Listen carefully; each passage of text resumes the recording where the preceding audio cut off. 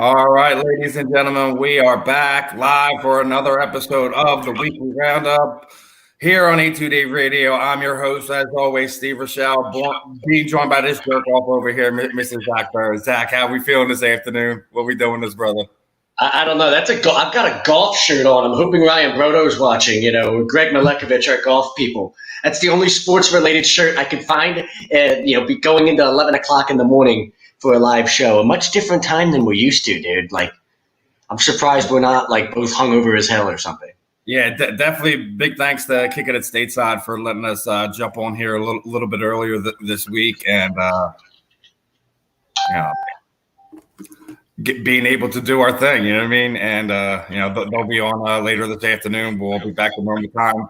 Mr. Burr over here has an engagement this afternoon. I was about to say, it's my fault. We had to switch the schedule. I got to go umpires. People got to make money, got bills to pay. You know what I mean? Like the government, they don't care. They want their, everything. They tax everything. It's all of it. You know how it is, Stephen. Maybe you don't. I don't know.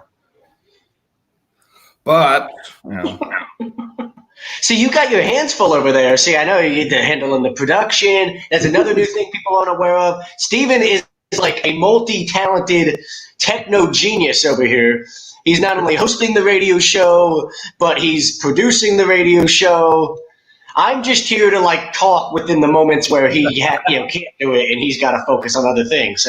And we also, we're trying to procrastinate as much as possible because who the fuck really wants to talk about this Eagles team that's 0-2? Oh, stop it, Zach. And their terrible start. We're going to get so fired up. We're going to start yelling at each other. We're going to get angry. We're going to want to start fighting.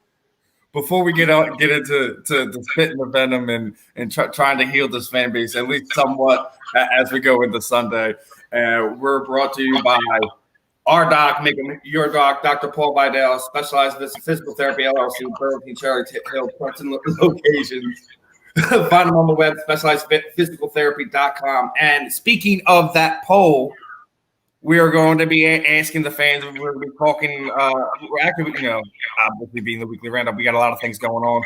We're going to be talking Eagles last week, this week.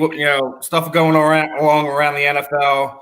We're going to be joined this afternoon by former UFC veteran, Strikeforce veteran, Bellator veteran, current Cage Fury Fighting Championship middleweight, Philadelphia native Nah-Shon, the Rock and Roller Burrell. We're also going to be talking, NBA basketball, Stanley Cup playoffs. I guess we're going to be talking about what is left in our Philadelphia Phillies, and what's left in the Major League Baseball season. But before we get to that poll question, it's being brought to you. I'm just trying to look up and make sure I'm sure of it. AMCKservices.com. Call Michael Andrews. Tell him APD that he gets 20% off credit cards. Everything in your house, he's got you covered. And bookservices.com. And that poll question is: are the Eagles in panic mode after a 2-0 start? Agree to disagree, Zachary? Am I back now? I don't know what the hell just happened there. You were here. I went out for like 10 seconds, and I don't know what happened. Are we in panic mode? Yeah. I mean, I told you last week. I thought last week's game was must win because we couldn't start 0-2 with this schedule. When you look at just the percentages every year of the 0-2 teams, they do it like every year over the past 10, 20 years, whatever it is, the amount of the number of 0-2 teams like that make the playoffs after that start. The number's really low. And I think the number once you start 0-3 is like 2% or something like that. So if last week was must win, I mean, this is like 0-3. This is your season right here. You're staring it in the face. Okay, there's no coming back from 0-3. It's really hard to come back from 0-2. But you would like to think that this team's got enough talent for being optimistic where they can at least make a run at that. But you can't start 0-3 in this league and think you're going to be a playoff team. And with our schedule being what it is, it's even more impossible to think we're going to do something like that. The only thing saving us right now is the fact that maybe 8 wins gets you the division title. So starting 0-2, you might still be able to be in a position to go win 8 games, and that could still win you a division title. But we're not a good football team right now. There's way too much wrong with this team, top to bottom. Everybody wants to talk about the quarterback because it's easy to talk about the quarterback, but we've got big issues with this team, Steven, like offense, defense, coaching, a lot of things. Maybe you point the finger at Howie Roseman more than anybody else because this is all maybe his doing, but I don't know if there's one thing that can be done. Like this is this fixable? And I don't know if it is. Like I see it a lot more likely that this goes downhill in a hurry and gets really ugly than I do it becoming this positive type of, we go on some type of big winning streak and make a run towards a playoff and think we're a legitimate contender. I'm really disappointed because coming into the year, I at least thought we were one of the 5 best teams in the NFC. I didn't think we were on the level of teams like the 49ers or even the Seahawks. But I at least thought we were one of the better teams in the NFC. I think we're a mess right now, and I don't know how we're going to fix it. As far as the poll question goes, panic mode 2-0, not yet. We got to see what we see out of this team this week. This is a veteran team. At the end of the day, we know what they're capable of. We know how they're resilient. But that being said, that mess that's been on that field has been abysmal. Let's start on first. We hammered the offensive line. Where do you want to start, Steven? We can start anywhere. I got a lot to say, man. I got a lot to say.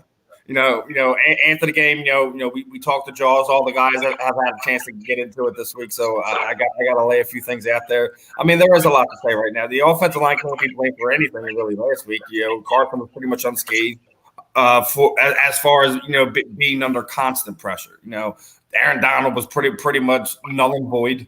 Yeah. I think he had a tackle and a tip ball or something like that. So, you can't run that route.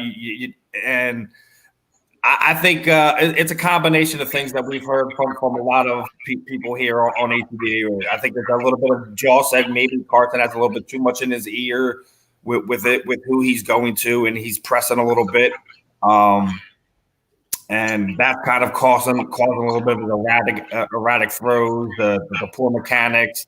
And at the end of the day, he is a gunslinger. We have to remember that. And, me and you talked about it like that the one big interception, the J.J. Arcega-Whiteside. Yeah, he maybe should have held on to that first down, all that. J.J. did him absolutely no favors on that route. Flattened out the route, allowed the defensive back to come back into the play, and then did nothing to fight for the ball once the defensive back undercut the route and was there to try to make a play. And then we hear Doug say that we're now going to lean on J.J. Arcega-Whiteside going forward. And we have this. We have our guest this afternoon sitting there saying he's in panic. So I guess we'll talk about that in a minute, Nah-Shon. We'll get you on here in a minute and we'll discuss that. So I'm not really in panic just yet. We'll get there. But what I would be in panic is some of your stars who are under contract and haven't shown up. And I really don't like doing this. He doesn't really care for me. I really don't care for him right that much now either. But Fletcher Cox should have a wanted poster looking out for him because he has been non-existent as far as making disruptive plays for the defense in the last 2 seasons. Somebody tell me where Fletcher Cox has been. Maybe he should stop concentrating on other women's wives and start concentrating on a little bit of production on the field. I mean, listen. What you do on your own time is fine. Listen, if it's out there, we're allowed to take a little fun at it. Since that story had come out a couple years ago, his production. Since that stuff started happening, have you seen him be productive in that sense? I'm just saying. I don't know. In the old saying, professional boxers shouldn't really sleep with women. It takes their legs out. But he been seeming a little legless. He ain't been getting that push he been getting. Right now the whole he does need to produce though. Come on. The whole defense is a mess. I mean, Fletcher, he's your $100 million man. If there's anybody on that defense where you're looking at after this year where we keep talking about being $50 million or close to $50 million in negative cap or whatever after the year, if there's anybody who could try to move on this team and just say, fuck it, let's see what we can get for a guy, if Fletcher Cox is the first guy that comes to mind. And I know there was some of that, I don't know if it was a rumor or an article that was written or what it was, but there was definitely something that seemed to be floating around in the Philly media, a little bit throughout the week was, after the year, would you part ways, with a guy like Fletcher Cox? Would you think about trading him to get rid of that contract? At this point, he's not enough of a game breaker for me to warrant paying him that type of money. He's not enough of a game breaker for me to lose sleep over the idea that we traded him in. I mean, let's be honest. You could get something at least of significant return to help you. You're not going to have to give him up for a 5th or 6th round pick or something stupid. I mean, I know everyone's been talking, trade Zach Ertz right now and this, that, and the third. Listen, I'm at the point with this. He can go too, to be honest. Where you can afford to lose somebody like Fletcher Cox during the offseason if the season isn't if you can't turn the season around and get it going the direction you need to go and you need to blow a few things up. The next year, this offseason would be the year to get rid of a guy like Fletcher Cox. And get rid of Zach Ertz too and get them both off the books, and then not have to worry about talking the extension with Ertz as much as you might disagree with that, Stephen. Yeah, I'm starting this 12 personnel that we run. That's another thing for me. The 2 tight end look. We constantly run 2 tight end sets, kind of because we have to, because we have no outside receivers. So Zach Ertz and Dallas Goedert get put in positions where they have to be our 2 biggest playmakers. At the receiver position. It might even be more so now that, J.J. Arcega-Whiteside apparently is our top receiver until Jalen Reagor gets back. Can't believe I'm saying that right now. The guy's got 12 career catches, 11 career catches, and Doug Peterson said we're going to lean on him. If you're leaning on a guy with 11 career catches, it's so insane. We're going to lean on him. That's something you say about somebody that's proven that you can at least say something like that. You can't say that about an unproven commodity. You know what I'm saying? You can say that at least about somebody that's proven they can do something like that in the past, and we're going to try to lean on him now going forward. He's got to come up big for us. That would be what I would say about Alshon Jeffrey once he's back. We're going to lean on him going forward, even though he might not be the same player. We've got to try. I'm not saying that about J.J. Arcega-Whiteside. I'd rather lean on Greg Ward. What the fuck has J.J. Arcega-Whiteside done to make me think he can do anything for me in the past game? This is so ridiculous to me, but there's so much. I've got something for you there, Mr. Burr. Over under Jackson snap count 35. How many offensive plays? He better be on the damn field for more than 35 snaps. The hell is going on here? Unless he blows a hamstring again in the first quarter.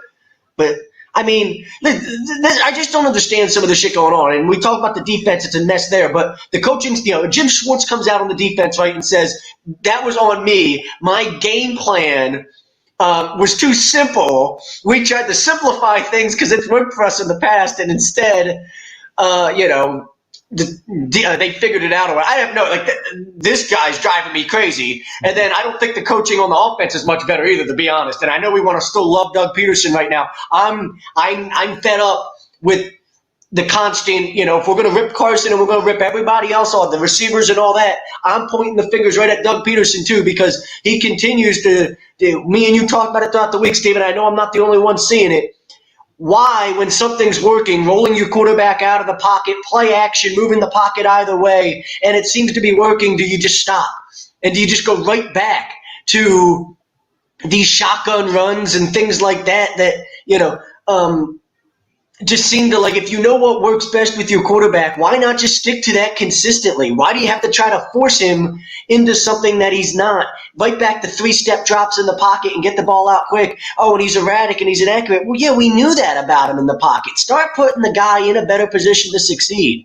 And then I can point the fingers all at the quarterback if he's still not, playing up to expectations. But when the offensive coaching staff isn't helping the guy and they don't do anything from a play calling perspective to consistently put him in the right positions to be able to play to his strengths, it makes you shake your head, and I'm tired of just sitting here and ignoring it when I watch the Ravens put Lamar Jackson in great positions to succeed every single week. When I watch the Titans with Ryan fucking Tannehill put him in positions to succeed every fucking week. The Cardinals do it with Kyler Murray every single fucking week. So Jaws talked about too many people in Carson's ear. Okay, maybe that's the case. Maybe Doug needs to take more control. Maybe Doug needs to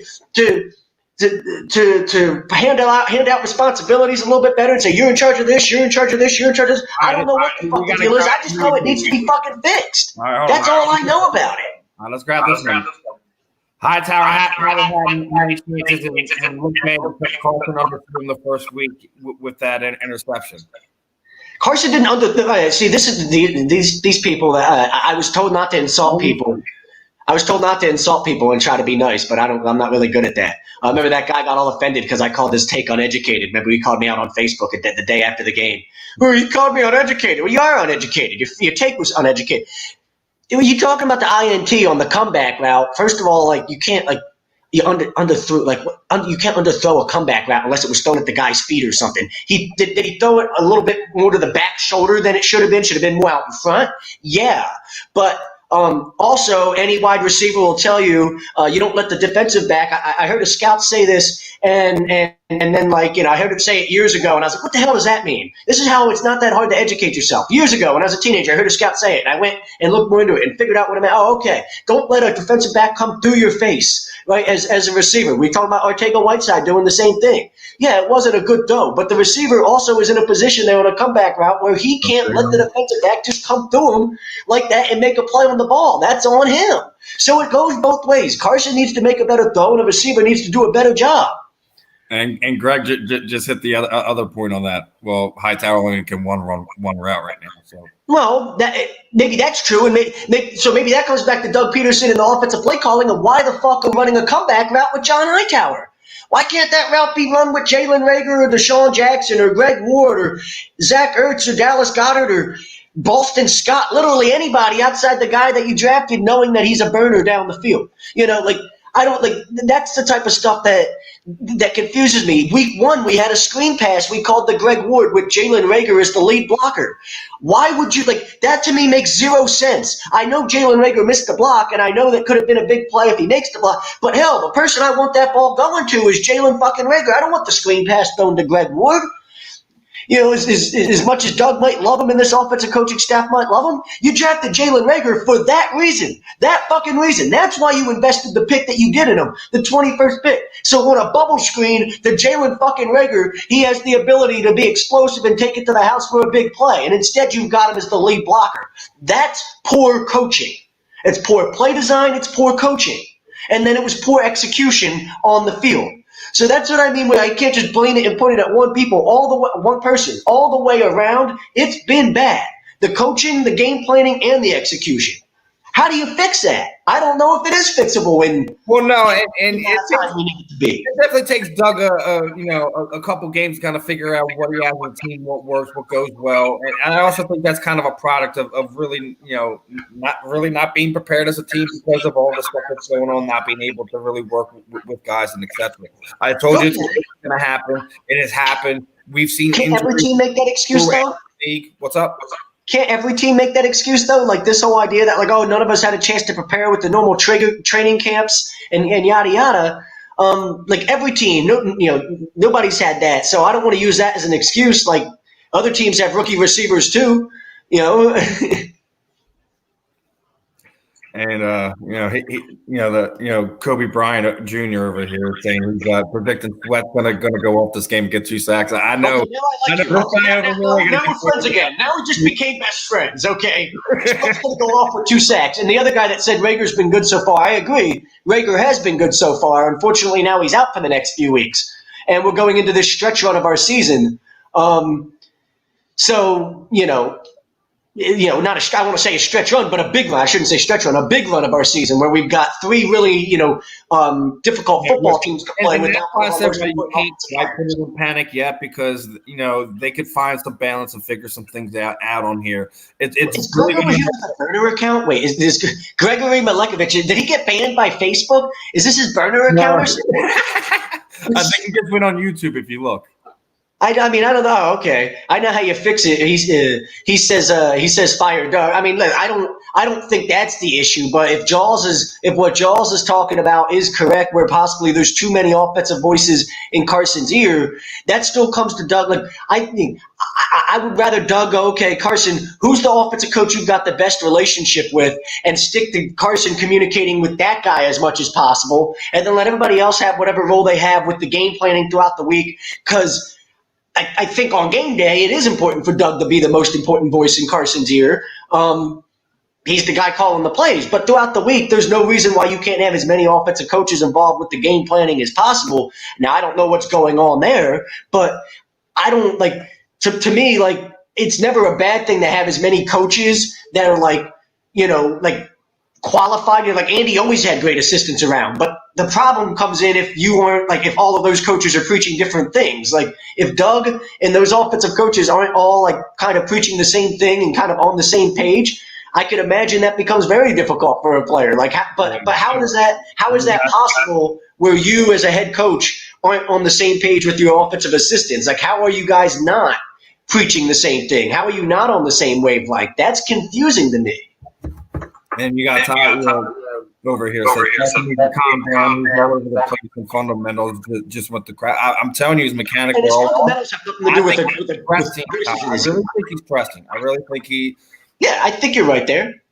And he has, I think, fractured confidence with some of his receivers. He doesn't know who he can trust in certain situations, in certain plays. So that's why he's kind of all over the place. Everything, I'm telling you, it's all about not having the OTAs properly, everything like that. And he tried to supplement that with bringing guys down, but you can't always get everything to work the way you want it to work when it's a kind of a different environment. And I think it's showing. And Carson's been known to kind of lose his mechanics and then kind of regain them again as he goes along in the season. We've seen it in situations before. So I have faith Carson will turn it around. Where you have to look at is now Jalen Reagor's gonna be out. Probably sometime to mid to late November. One of the young guys that he was actually building a chemistry with were like, wow, they actually look pretty good with each other. Right away, first couple games. But I also think that a lot of us here in the station are going to be happy that Greg Ward will get some more targets. That's fine with me. I'm with you there. We knew we were going to get in this one. We're going to get into this one. All right. I'll let you go in 1 minute, Steven. I'll let you go in 1 minute. Kobe Bryant Jr., our nice little YouTube commenter here. We've seen the comments. We've heard the comments about Colin Cowherd. Me and Zach had conversations about this last night. We were debating on whether we were going to touch on it because Tom has pretty much already beat that drum down yesterday, but he went and doubled down. Did you see that yesterday? He went and doubled down on it.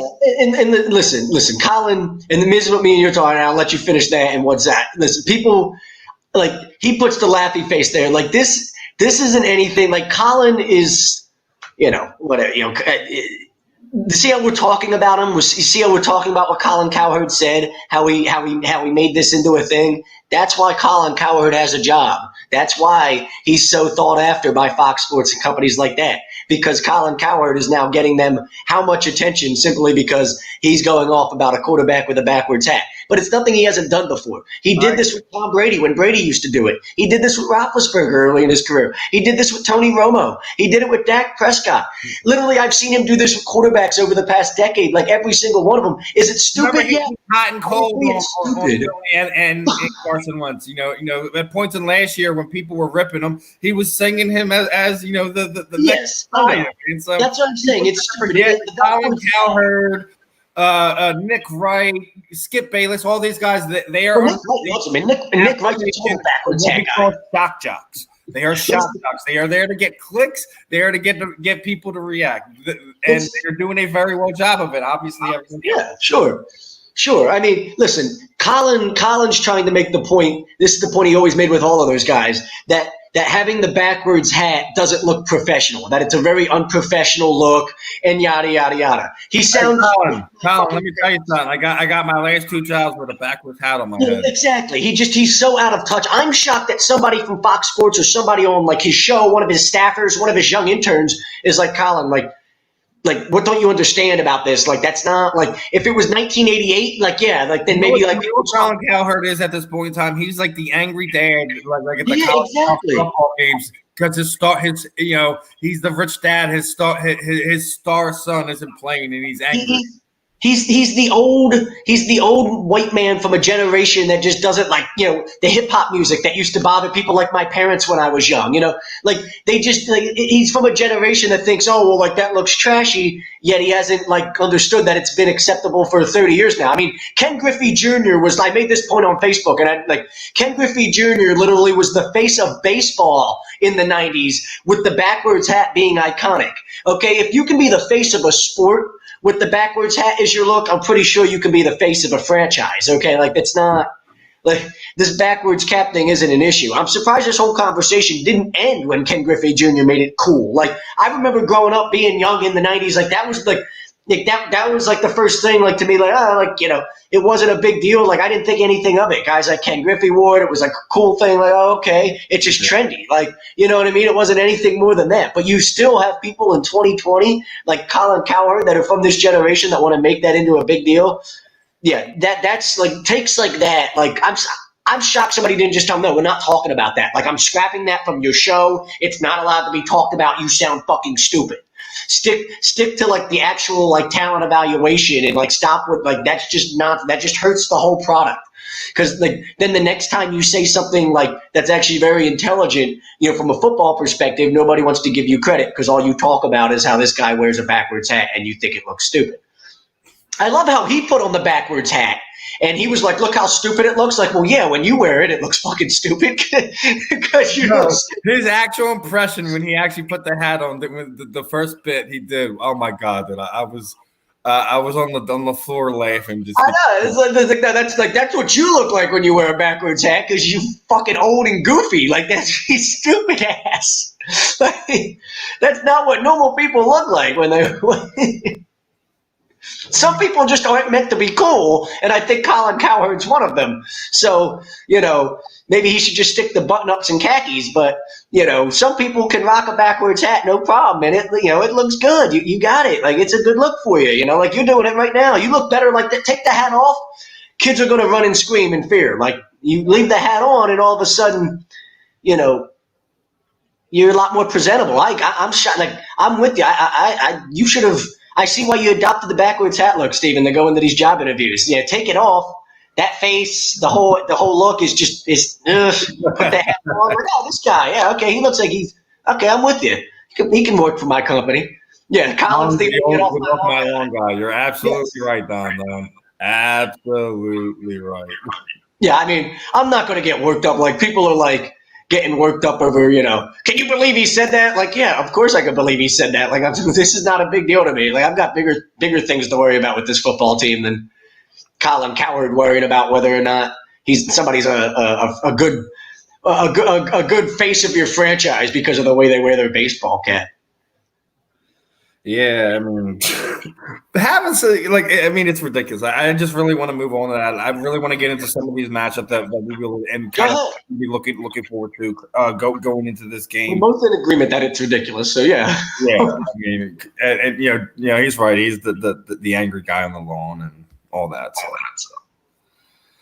we're gonna get into next week. We're gonna get one more in here from our YouTube channel guy, Kobe Bryant Jr. What do we think about Miles Sanders? I think he's gonna have more than 100 yards. Right? He was really close to that before we got in too much of a hole and had to really go heavy passing. So, I mean, offense needs to go through him this week. 30 touches, that type of thing. He should run the ball 30 times, 25 to 30 times. I don't care. It's a lot of times. Yeah, great. Let him run the ball that much for like 150 yards and just run out clock. Put the offense in great positions to succeed. Build some confidence. Not give Joe Burrow and that Bengals offense any chance to get in the rhythm against what is a weak, what looks like a secondary that just they have no confidence in themselves right now. Like Joe Burrow could come out and throw for 400 yards against us and 4 touchdowns. I really wouldn't be shocked. It wouldn't surprise me. I'd be it's Joe Burrow's going to be special. Yeah, I mean, really, you think one of the matchups you're going to want to keep out for is the Burrow versus Wentz matchup. You know, you really do have to look at it because, I mean, when you look at it a lot of ways, like, you know, people are thinking of Burrow how some people thought of Wentz when he really came out that rookie season. So, I mean, he really does look the total package with the poise and the confidence and the arm. I mean, he's got everything. You know, the pocket awareness. He really does have all the tools. I think me and you talked about it at one point where I said my one concern about that is there's some franchises I think are in such an abyss. It's really, really hard to ever bring them out of that abyss. And, you know, as good as Burrow might be, I know Cincinnati might be in such a shithole, you know, position as an organization. No, all right, listen, you know, Carson Palmer couldn't bring them out of that abyss. Andy Dalton couldn't bring them out of that abyss. It's got to go. Hopefully, Joe Burrow. I just want to make sure that Nate Gary is on the field as least as possible when you have a running back like Cincinnati has in Joe Mixon. I mean, Nate Gary's. I mean, he's. We saw him get exposed last week. Wasn't he the one that was in coverage against Higbee most of the day, and Higbee had 3 touchdowns? You know, Cincinnati has weapons like that at the tight end position as well. You know, so Nate Gary's a problem. He's a liability out there. But this is what happened when you don't invest. You know, when your 3rd round pick, who's a linebacker, isn't even active. You know, Davion Taylor hasn't even been active for the first 2 games of the year. And, you know, we're stuck with Nate Gary on the field because of it. Yeah, it's rough.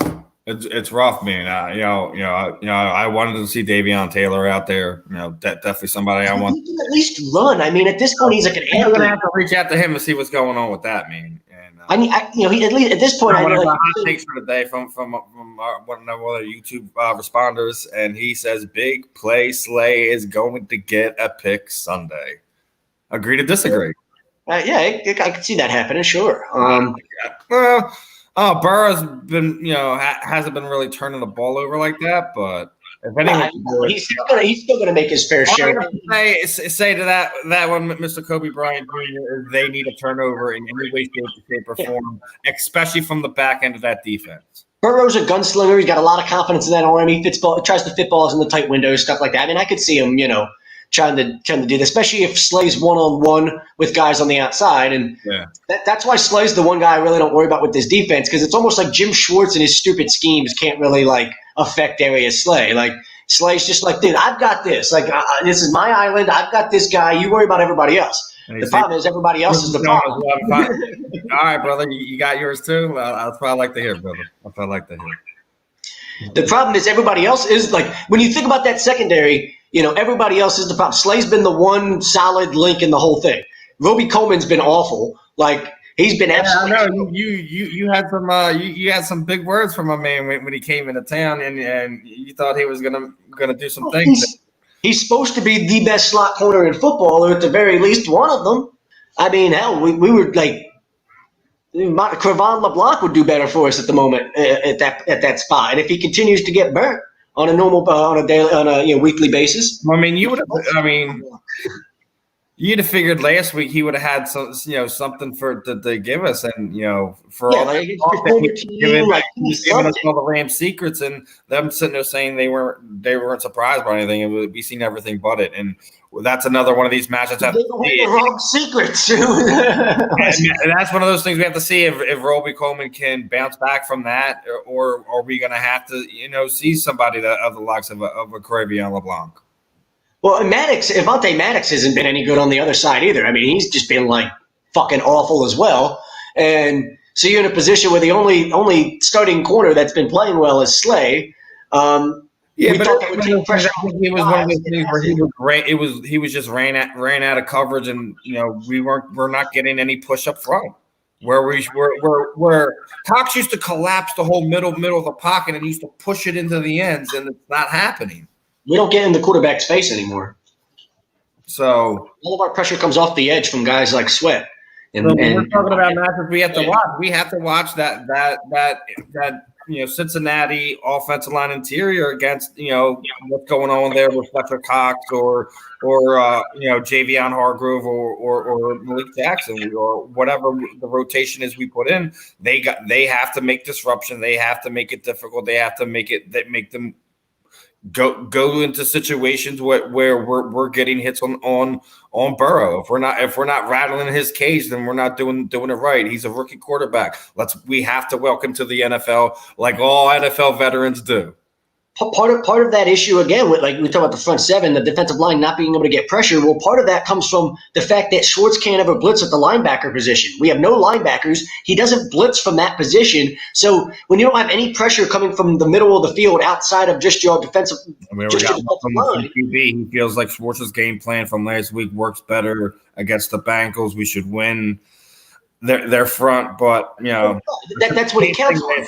He counts on the line winning everything up front, but it becomes much easier for the line to win if there's other threats in that defense. If you can blitz from the linebacker position, the safety position, stuff like that, it becomes much. Think about it. That's how we've been supplementing. They can double team anybody they want on the defensive line. But Zach, you have to think about it like this too. That's how we've been supplementing getting pressure up front. For over the past few seasons, it hasn't been from the push from the defensive line. It's been Mills from the cornerback position, or when he was here, Malcolm Jenkins from his safety position, or whatever, what have you. Yeah, you can't blitz We're like I'm saying, as much as we tout our defensive front, they haven't been getting the job done. No, well, of course they haven't, and that's fine. But there's more to it than that. Oh, absolutely. First of all, you could blitz a linebacker. I mean, Jim Johnson used to blitz a linebacker on nearly every fucking play. Somebody was coming from the linebacker position on every play in Jim Johnson's fucking defense. Yeah. You knew it was coming from somewhere. You know what I mean? And then you had guys like Hugh Douglas and shit like that on the outside, of the defensive end position. And when you have to have somebody that's, committed to picking up a blitzing linebacker, that's one less person that's able to pick up an extra defensive lineman. So I feel like it's a little bit easier for them to double team, get running back help, tight end help, shit like that on our defensive linemen because they know there's no threat of a blitz coming from anywhere else on the field. And maybe that one or two plays throughout the course of the game where we're blitzing with a safety or something like that, it's easy to see when that's coming. But still, I don't think you can blitz from the defensive back position as much as you possibly could with in other defenses because you're so worried about your defensive backs getting burnt on the outside by receivers where you've got to have safety help at all times. So it's then hard to commit to blitz at a safety when you know you've got to have safety help over the top because outside of Darius Slay, one side of the field's a liability. Yeah, I mean, and then, President Singer saying that Roby Coleman's calling himself a slot god. Yeah, well. The D-line doesn't have at least – it doesn't have at least 6 sacks against this front yard sale nail. 6 sacks, Todd. That's a lot of fucking sacks, bro. And still the Bengals, right? But also, I think the Bengals play enough balance where and I agree with you. That's a little high for Jim Schwartz defense. And another thing is you have to think about this. Jim Schwartz took a bullet for this team last week. That he put that loss on himself. It wasn't on Doug Peterson. It wasn't on Carter. He put him on him. And he's done that multiple times for the we've seen in the comments. You've seen you guys sitting there saying, Doug this is not only is this a matchup to watch for Carson and Burrow, and it says a matchup to watch for Doug Peterson. A must-win game, a team you should punch in the mouth and kick their butt all over the field. You better have more than a 10-point win against this team. Did you know there's a little bit like extra connection with the coaching staff? Our Press Taylor, who obviously is on our coaching staff, is the brother of the Bengals head coach, Zach Taylor. So a little bit of like you want to beat their ass a little bit more just to get some bragging rights type of thing too. You know what I mean? Like if talk a little shit as a family member type of thing. I would like to think there's some motivation. You got to come out and look like look like this is a must-win football game. That didn't exist last week. You came out with down 21-3, and we're like, it's only week 2 type of nonsense. Like we fought back in the game in the first half and make it a game by halftime. But that type of shit can't happen when you're in must-win situations. Let's just go down 21-3 in a game. Like, no, I don't give a fuck. Like, Jim Schwartz coming out, that makes me laugh. Well, yeah, it's on me. No kidding, Jim. A lot of people have been saying it's on you for a long time now. I don't need you to admit to me that it's on you, Jim, for me to know that it's on you. It's on me. No fucking kidding. I didn't think it was on anybody else. I knew the fucking defensive issues were on you, Jim. Fuck. No kidding. You and Howie Roseman. But it's mainly you because Howie's drafting defensive players based off what you want. Fucking Christ. Yeah, no kidding it's on you. Just like the offense, I'm pissed off at the offensive coaching staff and going off on them. That would be like Doug Peterson saying, yeah, the offense didn't play well today. That's on me. Like, no kidding, Doug. Like, no, I'm sorry. Let's blame Press Staley. Was it Deuce Staley's fault? Like, he didn't rotate the running backs correctly, right? Like, it's such nonsense to me. Like, I'd almost rather Jim Schwartz just keep his fucking mouth shut there. Like, I would have fired him if I was Jeffrey Lurie. Like, it's on you. Well, you know what, Jim? Since it's on you and you're the reason that we got our asses kicked and they put up 37 points and we got exposed, you're out of a job. See, you're fired. I didn't fucking find somebody else to call some defensive plays. You suck ass. Been pissed off with you since the Super Bowl. Should have been fired then, but we lucked out.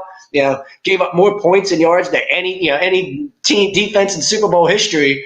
We luck out and still one of the greatest offensive performances ever win. It's like I would have still fired him after that year. Like his defense didn't do shit in that Super Bowl, like to make him look good. They came up with some big plays to make themselves look good. Like Jim Schwartz got exposed, and he's been getting exposed ever since then, and yet somehow he still has a job 3 years later.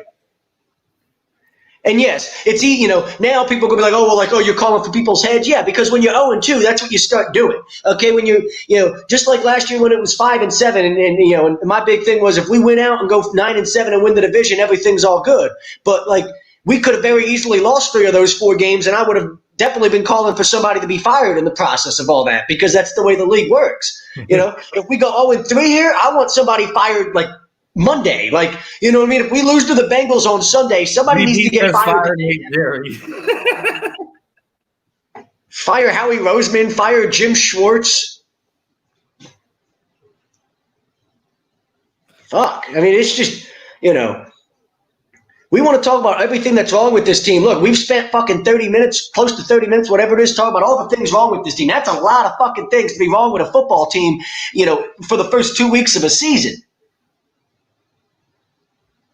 We got coaches admitting they're incompetent. Literally, that's what's going on here. Coaches are admitting they're incompetent. That's like usually like championship teams and like winning football teams don't have coaches coming out in the media and admitting they're like, yeah, I suck. Like that's just I suck. Like I'm bad at my job. Like that's good. Like winning organizations don't have that. Like. Could you imagine? I'm just saying. Hold on. Give me one second, Steven. I'll let you do something because I'm tired of ranting. But could you imagine like a Bill Belichick defensive guy, like one of his assistants coming out and being like, any of his assistants, Josh McDaniel, any of them, being like, you know what, like, my game plan really sucked today, and I was just completely incompetent in my ability to coach. Like, and Bill Belichick not like fucking firing that guy or like, like having that guy's ass. Like, are you kidding me right now? Oh man. Well, I mean, you wouldn't see anything like that because they're afraid of being fired. They don't do things like that. Imagine going to your boss and being like, I'm completely incompetent at my job. I suck. I'm incompetent. I'm just not any good.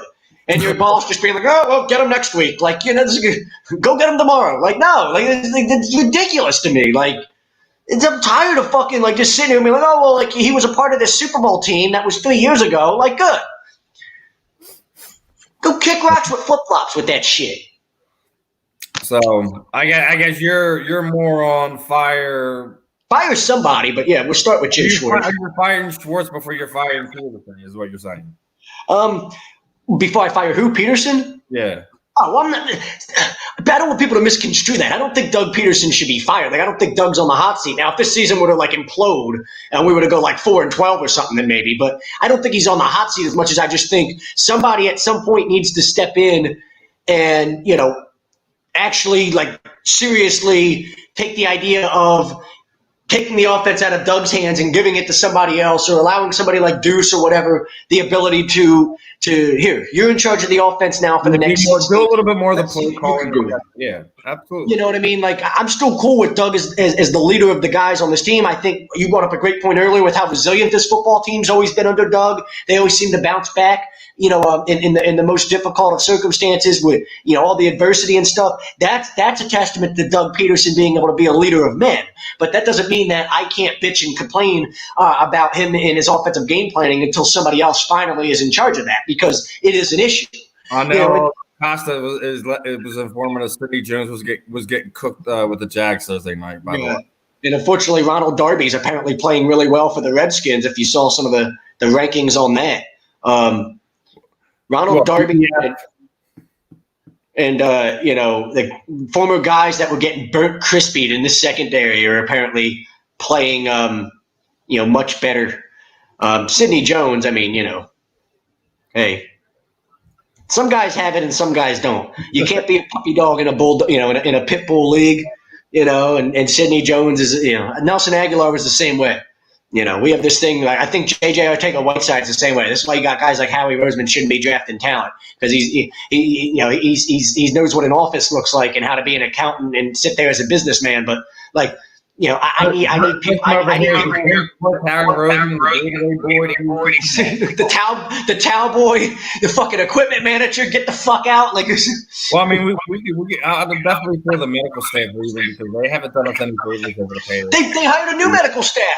They fucking fired them at the end of last year and brought in new lead medical people. Like, we've got new lead medical personnel.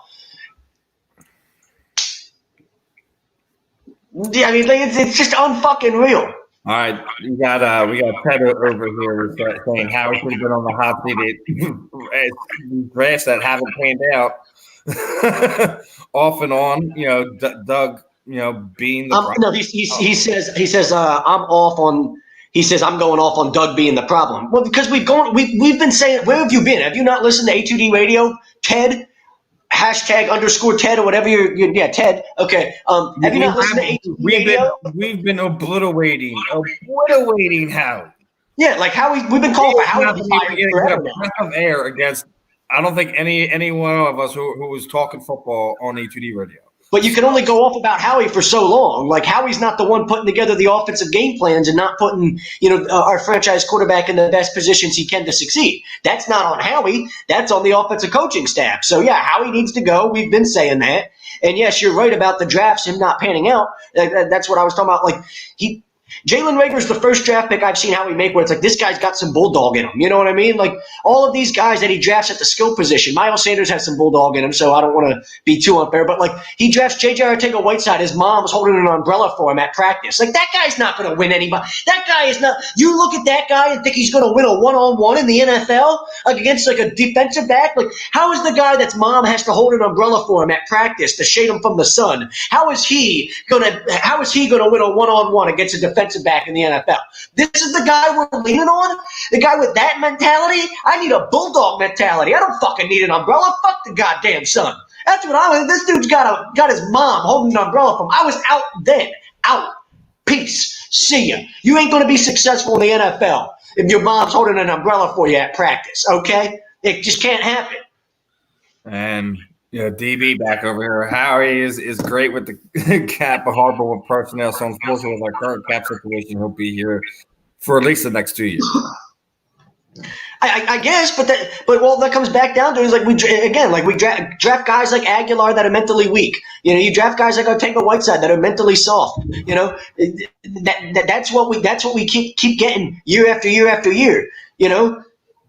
Fucking, got a third round draft pick that's not even on the field, can't even see the field because he's not apparently ready enough to understand, football, NFL football, football at the NFL level. He doesn't understand it on a high enough level to be able to even see the field and contribute.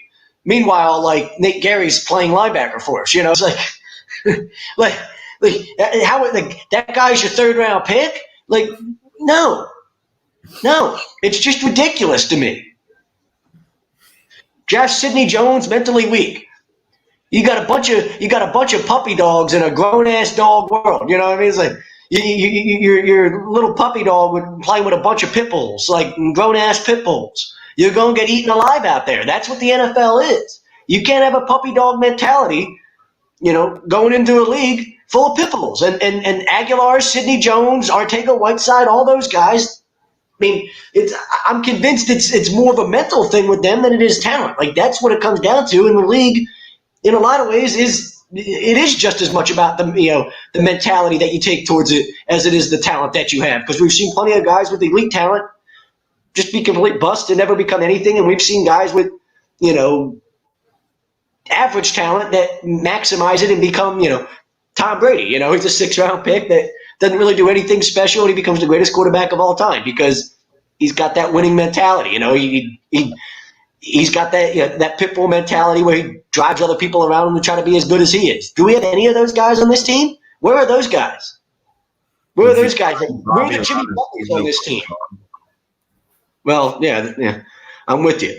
Jimmy Butler's no puppy dog. Where are the Jimmy Butler type guys for this Eagles team? Do we have those guys? Where are they? I guess I don't know what's holding the shot up right now, but I guess we'll segue into that since you brought up Mr.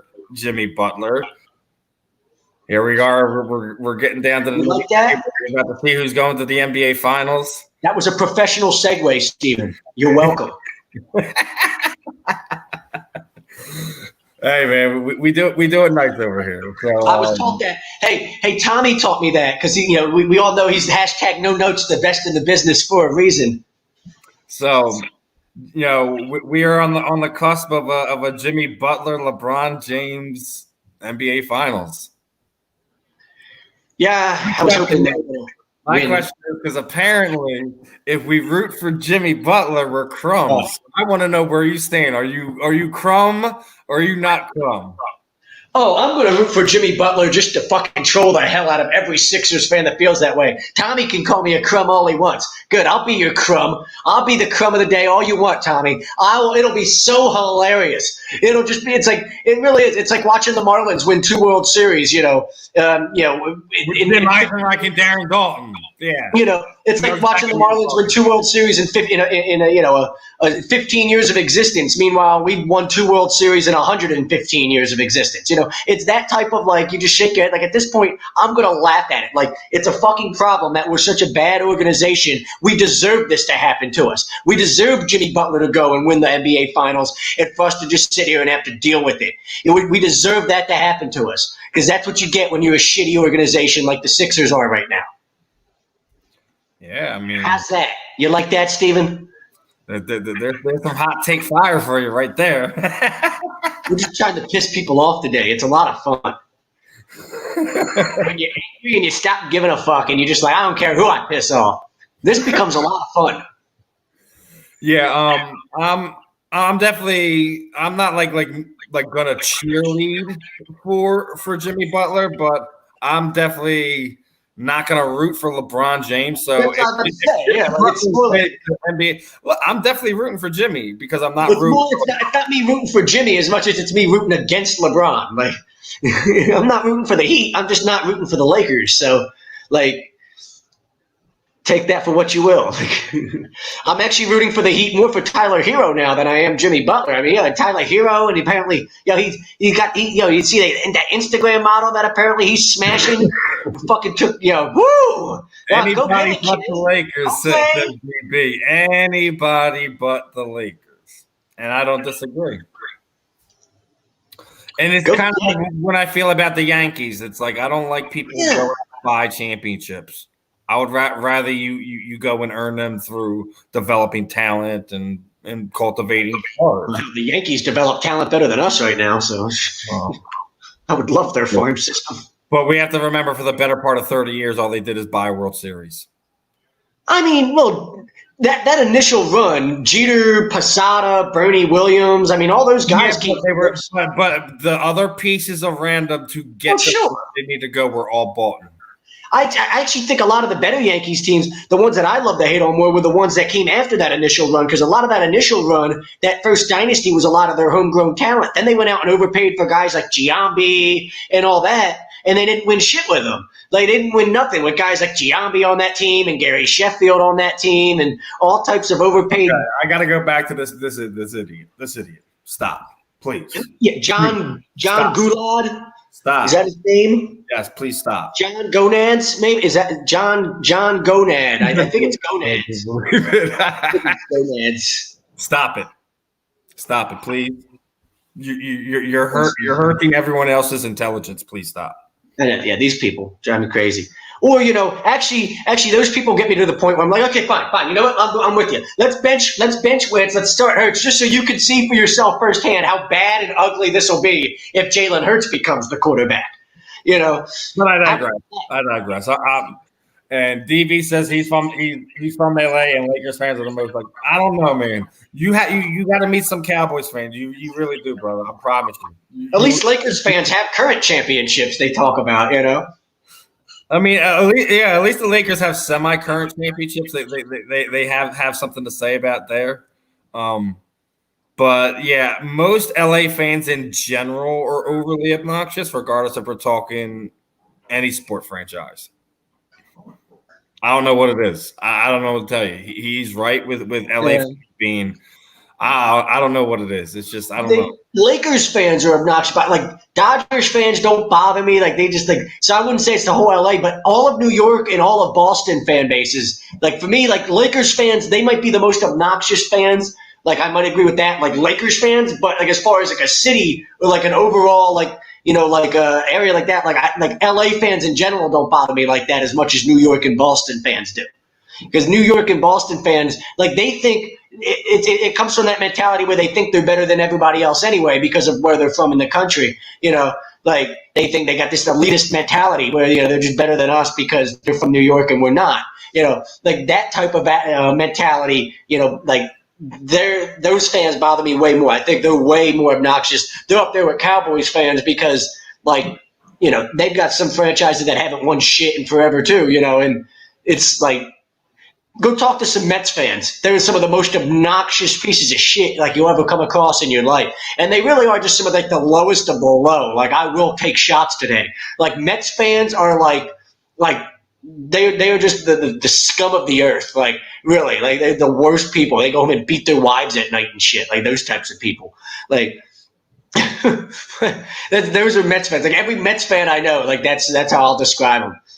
Like fat, uneducated, beats their wives, has a drinking problem. Like those are Mets fans, and they haven't won. Like they're going to sit here and talk shit about the Phillies. Like, dude, like what? Like, are you serious right now? You've got this obnoxious attitude about you. Like you're just as bad as Yankees fans, yet you don't have the World Series rings to show for it. Like. At least Yankees fans can earn that obnoxiousness. You know what I mean? Like Lakers fans are entitled. Yeah, you're right. They are, Ted, but they've earned that. Like they've got all the championships to back it up. Same thing with the Yankees fans. Like, like the Red Sox fans are some of the most obnoxious people I've ever met. Like they didn't win a World Series in 100 and whatever years, 86 years or whatever. And then, they win 3 world titles in like a 15-year stretch and they want to, they want to act like they're better than everybody. Those fans bother me way more than anybody else do. Yeah. I mean, Lakers fans are definitely entitled spads. So Lakers fans are just frontrunners. Like if you talk to most Lakers fans about basketball, they really don't they can't break down a basketball game for you. I know a lot of like really intelligent Yankees fans and stuff. Like I talk to Yankees fans about baseball. I know a lot of them that really, know the game and stuff. A lot of them are also old school because their father's father was Yankees fans and stuff going back to the, the 50s and stuff with those initial dynasties and stuff. So like, a lot of them know the game. I can actually have good baseball conversations with them. I don't feel like I can have a good basketball conversation with a Lakers fan. If that makes sense to you. Oh, man. Cowboys fans are the same way. Like, you can't have an intelligent football conversation with a Cowboys fan. They just go back to, we've got all the championships and Troy Aikman and Emmitt Smith. Like, Troy Aikman and Emmitt Smith. Like, yeah, they were great 25 years ago, my man. Makes a good point. Wentz will start fixing stuff this week. Will Parks and Jeffrey will return next week. I haven't heard on that. Return next week. That's an interesting one. If Parks and Jeffries will be back within the next week or two. I already think Jeffrey will be a nice little confidence boost for Wentz out there. Will help open things up a little bit more. All of a sudden, yeah, his like him coming back looks super valuable now. Like he becomes the guy we need to lean on. I don't like, and it's a little bit weird to me. Like, why would Doug not come out and say we're going to lean on Zach Ertz or we're going to lean on Dallas Goedert? Like, was he specifically addressing the wide receiver position there? I might have to go back and actually watch the full interview with that. But like, why would JJ is going to be the guy we lean on going forward? Like, what? Like, why not? Like. That's really telling to me. Like, am I looking too much into that he's not going to come out and be like, yeah, we're going to really lean on Zach Ertz during this difficult stretch because we need to. Like, instead of like, no, fuck him. We don't want to get him the football. And then he's going to bitch about needing a new contract. And maybe am I just looking too much into that? But I've seen like a concerted effort the first couple weeks to try to go in directions that aren't Zach Ertz. Like, whereas I feel like in past years, Zach Ertz might end up having 12 catches, and nobody else might have more than 3. But that's just the way you had to do it because that was, what was necessary to go win the football game and execute in the passing game. We're not, like people would bitch about him forcing the ball to Zach Ertz. Well, you know what? If him forcing the ball to Zach Ertz is what's going to get Carson to start playing like a great player again, and get back to being one of the best quarterbacks in football, well then fuck it, force the ball to Zach Ertz. I don't need to hear this nonsense about leaning on J.J. Arcega-Whiteside. We won 4 games in a row down the stretch last year with like nobody at wide receiver outside of Greg Ward and 4 tight ends on the field. And we were just fine. And Carson looked really good. Yeah. But Ted says most Laker fans are Dallas. Yankee fans are not real fans. I have actually known people like that too, where he's like, I'm a Yankees fan. We already said we thought about Joe Burrow against the Eagles defense. I guess, Zach, if you want to reiterate that. He could have a big game against us if we're not careful. Like, I saw that we were 5-point favorites, though, so Vegas really likes us. That's probably good. Vegas doesn't usually lose money. 5 points, that tells me, like, we're winning this football game. Maybe like Cincinnati finds a way to backdoor cover it. We win by a field goal or something. They keep it closer than Vegas might think or something. But, the one thing that concerned me going to that Rams game last week is the line was down to 1.5. The Eagles were only favored by 1.5 going into that game at home against a team that flew across country.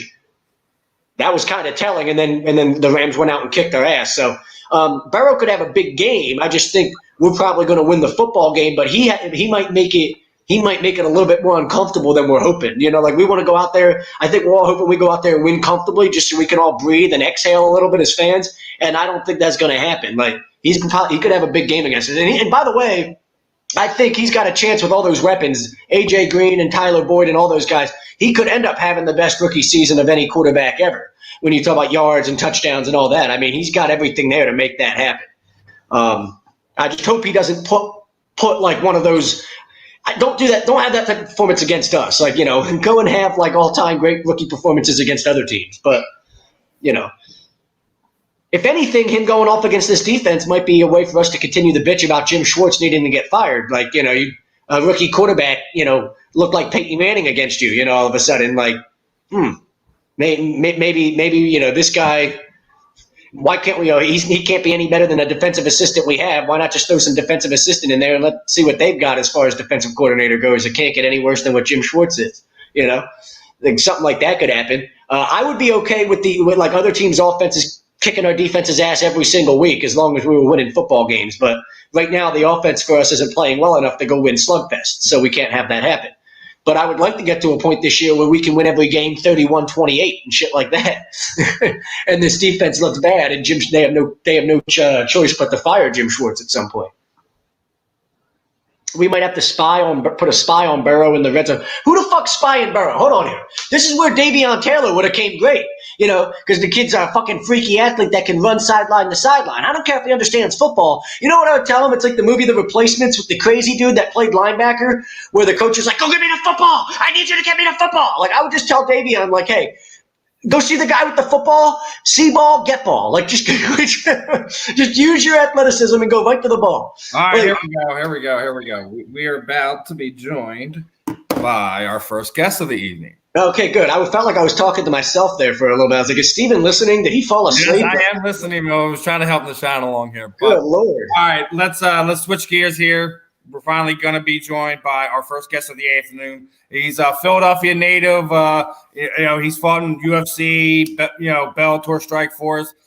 Fresh off a second-round submission victory this past Thursday at CFFC 84. He is Nah-Shon Burrell. Nah-Shon, hey, what's going on, man? Technology I was hearing y'all talking to the Eagles, man. Oh, of course, man. Of course, we got to talk a little everything on here. I want to get your thoughts, man. I seen you already say you're in panic mode, right? No, you know what? I'm not an Eagles fan though. I watch all the games though, so I can remain informed a little bit. But I'm a Rams fan. Oh. Yo, you're gonna like this one. You're gonna like this one, actually, Nah-Shon. How much of a Rams fan are you? I go back St. Louis days. I can go like you go back. Do you go back to like the '80s to like Jim Everett? Nah.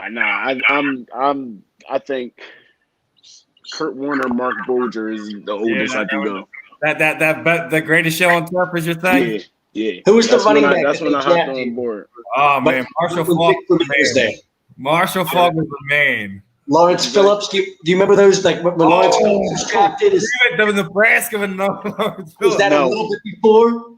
No, man. I hopped on. I'm not even gonna lie. I hopped on right after let me quit this game. I'm about to lose.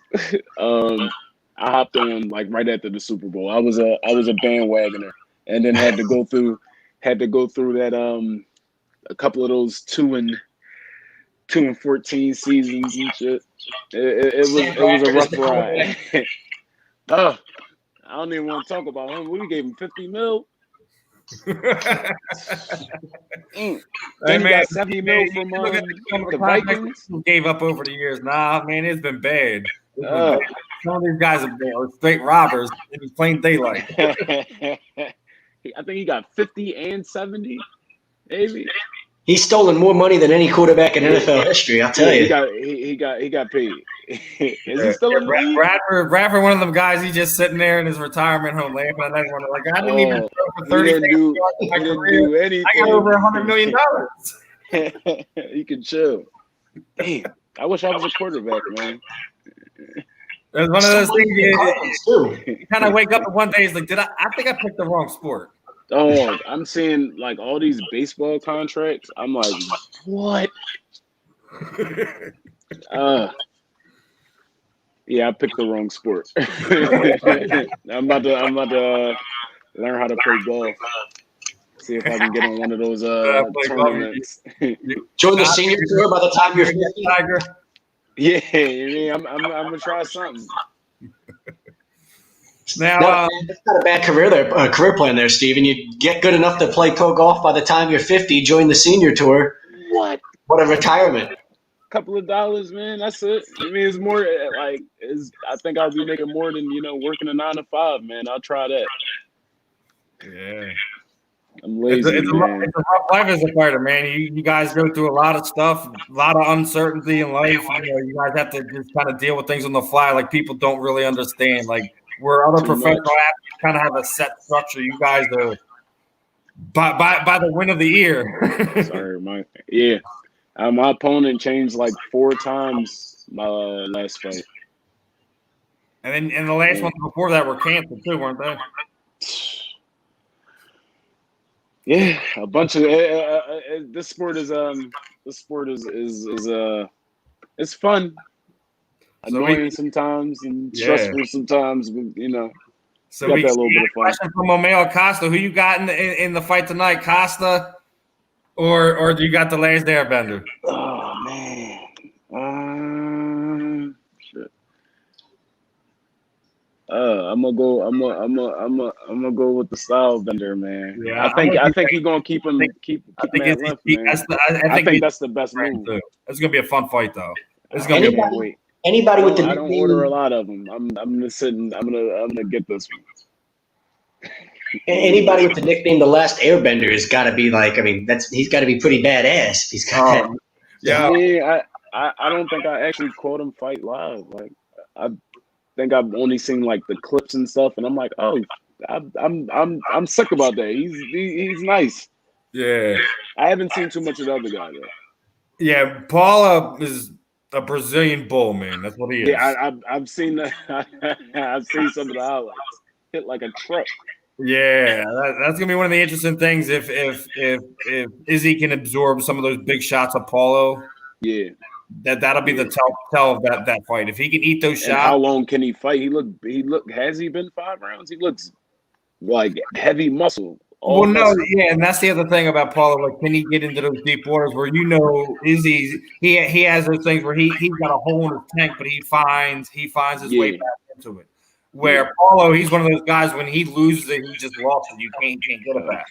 Yeah, so that I mean, I hope he's been working on cardio, not just that knockout right. We'll see. I can't wait for that. I'm gonna make sure I'm right back in the house for it. I missed the Celtics game last night. I learned a little while ago that they lost. Yeah. Was it a good game? Which game was it? The Celtics game? Celtics, yeah. I didn't catch last night's game, man. I forgot it out early, man. We've just kind of been assuming that the Heat were going to beat the Celtics and that we were going to have a LeBron, Jimmy Butler already from the jump, from the beginning of the season. Yeah, and I was kind of excited about it, to be honest. Yeah. I mean, it's still something we were looking forward to. But what do you think, man? What are your thoughts on what's going to play after the NBA Finals? I can't even give you any input. I definitely want to see, I want to see LeBron, but I haven't watched a lick of. Well, I'm not saying like I'm just saying like your gut, your heart, like who, like we've seen LeBron take that crown before. We've seen him take it a couple times here in the East. This is kind of his real chance here in the West. But Jimmy Butler and the Miami Heat look really good. I like their energy, man. I like that. There's something about the team. I don't know. They're not real flashy, but they get it done. Yeah, the Celtics did hold them off last night. So Celtics won 121-108 last night. So they held them off. Tyler Hero only had 14 points. I guess that Instagram model took something out of him. I mean, you get a little bit of a distraction, but they still got the W. She wasted all of his energy. Oh man! And Ted, I do think he makes the move. We'll just see when. But yeah, the Celtics did win. We'll see how that goes. And you, man, you got your victory Thursday. Getting back into it. Obviously, it's probably gonna be rough to find something else the rest of the year. I don't know if you're gonna be still looking for something with Rob and Cage Fury, or if you're gonna be looking for something else around the regional market. What are your plans for the rest of the year, man? I'm trying to get right back into it. So I'm eyeing November right now, and hopefully, that'll pan out. But right now, I'm trying to stay slim, stay in shape. I'm trying to get right back into it. Yeah, because I like that. Yeah, you didn't really take too much damage. It wasn't like a long fight. You got it done in the second round. So I felt so sloppy, man. That cage rust, man. I watched the tape. I was like, oh, that is just nasty. I'm like, I gotta get right back into it. It's been over a year since your last fight, right? Close to 3. Yeah, maybe. It's been a little while, but yeah, man. I want to go. I miss that hearing a pin drop in the cage, man. I like that. I miss it. It's like, you're in here now. Never been in the fight world, but what that means, the fighters, the fans, everything. When you hear that lock, it's like, She's like, why do I do this? I'm in here now. I can't go nowhere. I was watching some boxing clip, and they did the little stare off before the fight, touched the gloves. They both went back to the corners, and as soon as the bell rang, the guy just like hopped over the ring and left. I know. He's like, all right, like, what are you doing, dog? Why would you even go out there if you knew that's what you was he got paid at that point in time, right? I hope not. I hope he You get show money. You get the show, yeah, you do get the show money, but I think all the boxing money is guaranteed though. Yeah, MMA they do. Yeah, MMA they do show money. I don't think they do show money in boxing. Yeah. And speaking of which, you heard this crazy rumor McGregor's gonna box Pacquiao now. What is that? Speaking of people don't like money, I'm so sad. I wanted him to get better and come back and and try to get his belt back. But I don't know what's going on with him. I'm with you there. He lost his mind. He's got a lot of things going on in his life, his personal life, etc. But I don't know if the one of his top priorities right now. They both love money. I mean, let's be honest here. What's going to go on with like the that's going to be such a a moneymaker at the box office. The Mayweather fight was made all that money. Pacquiao, I only wanted to see it because more so similar. I'm not watching that shit. I mean, I'm not watching it either. It's the hype thing. He should be getting about money. More UFC fights. If he's just putting out something like go be a sideshow attraction and have some fun, bro. I want to see McGregor just go full fuck it. Instead, go from boxing and just put on a chokehold and choke him the fuck out right in the middle of the ring. There will be somebody in Pacquiao's camp that will hop over the ring as soon when he was fighting Mayweather, there was just people just I dare him lift his leg up. It's gonna get messy. Head kick to the side of Manny Pacquiao's head. Now he'll probably go to jail for that. Now, obviously, you want to get back in here and get back going, but where's your ultimate goal over the next few years with what you have left in competing in mixed martial arts, man? I want to get back to the show. I wasted a little bit of time playing around, and I feel like my mental is where it's supposed to be. I want to compete, man. I want to get back down to 170. I want to show that I can make 170, which I was trying to do this fight, but opponents kept getting switched around. Yeah. Man, I want to knock people out, man. I want to be a star in the show, I mean, you have the potential, man. I've seen you in the gym. Me and you've talked a lot over the years, man. Yeah. And it's one of those things where just so many different things go on, and so many things happen in the fight where people just really don't understand what it takes to get everything to come together to work in a proper way. And sometimes it also takes on learning things inside the cage and outside the cage for you to come together. Like I said, me and you talked a lot. You seem like both the look of you, the feel of you, the hear from you, man. You look like a different man. So I definitely like what I'm seeing. So you just take time, man. It take a little bit of time sometimes. Yeah, gotta mature. I thought in the beginning, when I could recover overnight, I would just be I train when I want to train and I do what I And I've seen since I've started getting back in shape how hard it is now. Like when I was 22, 23, I could 15 pounds, I can do that tomorrow. Now it took 3 months for me to drop 5 pounds. I was I can't keep playing around with this. If I want to do this, I got to do it. Yeah, because when you get older, man, that weight's harder to come off. I heard it, but I didn't believe. I thought I was a big. When you're young, man, nothing hurt. You just rub some dirt on it. I thought I thought I was invincible, man. Until my shoulders started hurting, knees start popping. mean, hey man, it's the price that comes with age, man. I feel you on that one. Dude. I look for people working like, okay, yeah. Let me go sit in this chair for like an hour and a half, and yeah. hopefully, Put the heating pad on the back of the drum. I got the icy hot, the CBD oils.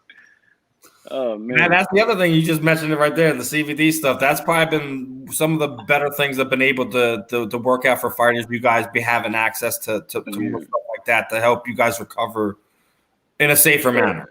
Yeah, it's I like it better than the the icy hot, the strong, smelly icy hot. Yeah, when you're sitting there, your elbow smells like 3 stages of Like, funk. You don't want it nowhere near your stuff. I used to have to get on a bus from the gym. I stink, reek of icy hot cologne. Now, as far as training, like you still working around with Daniel and the guys in the area, or have you kind of like I know that's obviously one of the best grappling gyms in the area, but also as far as the striking goes, and which is one of the things you have a lot more fun, and there's so many different options in the area for people to help you out with that. Like I was just wondering, like over the last few years, what have you done to kind of sharpen them tools up a little bit more too? I've recently been working a lot with John at EEFC. Oh yeah, Big John. Yeah.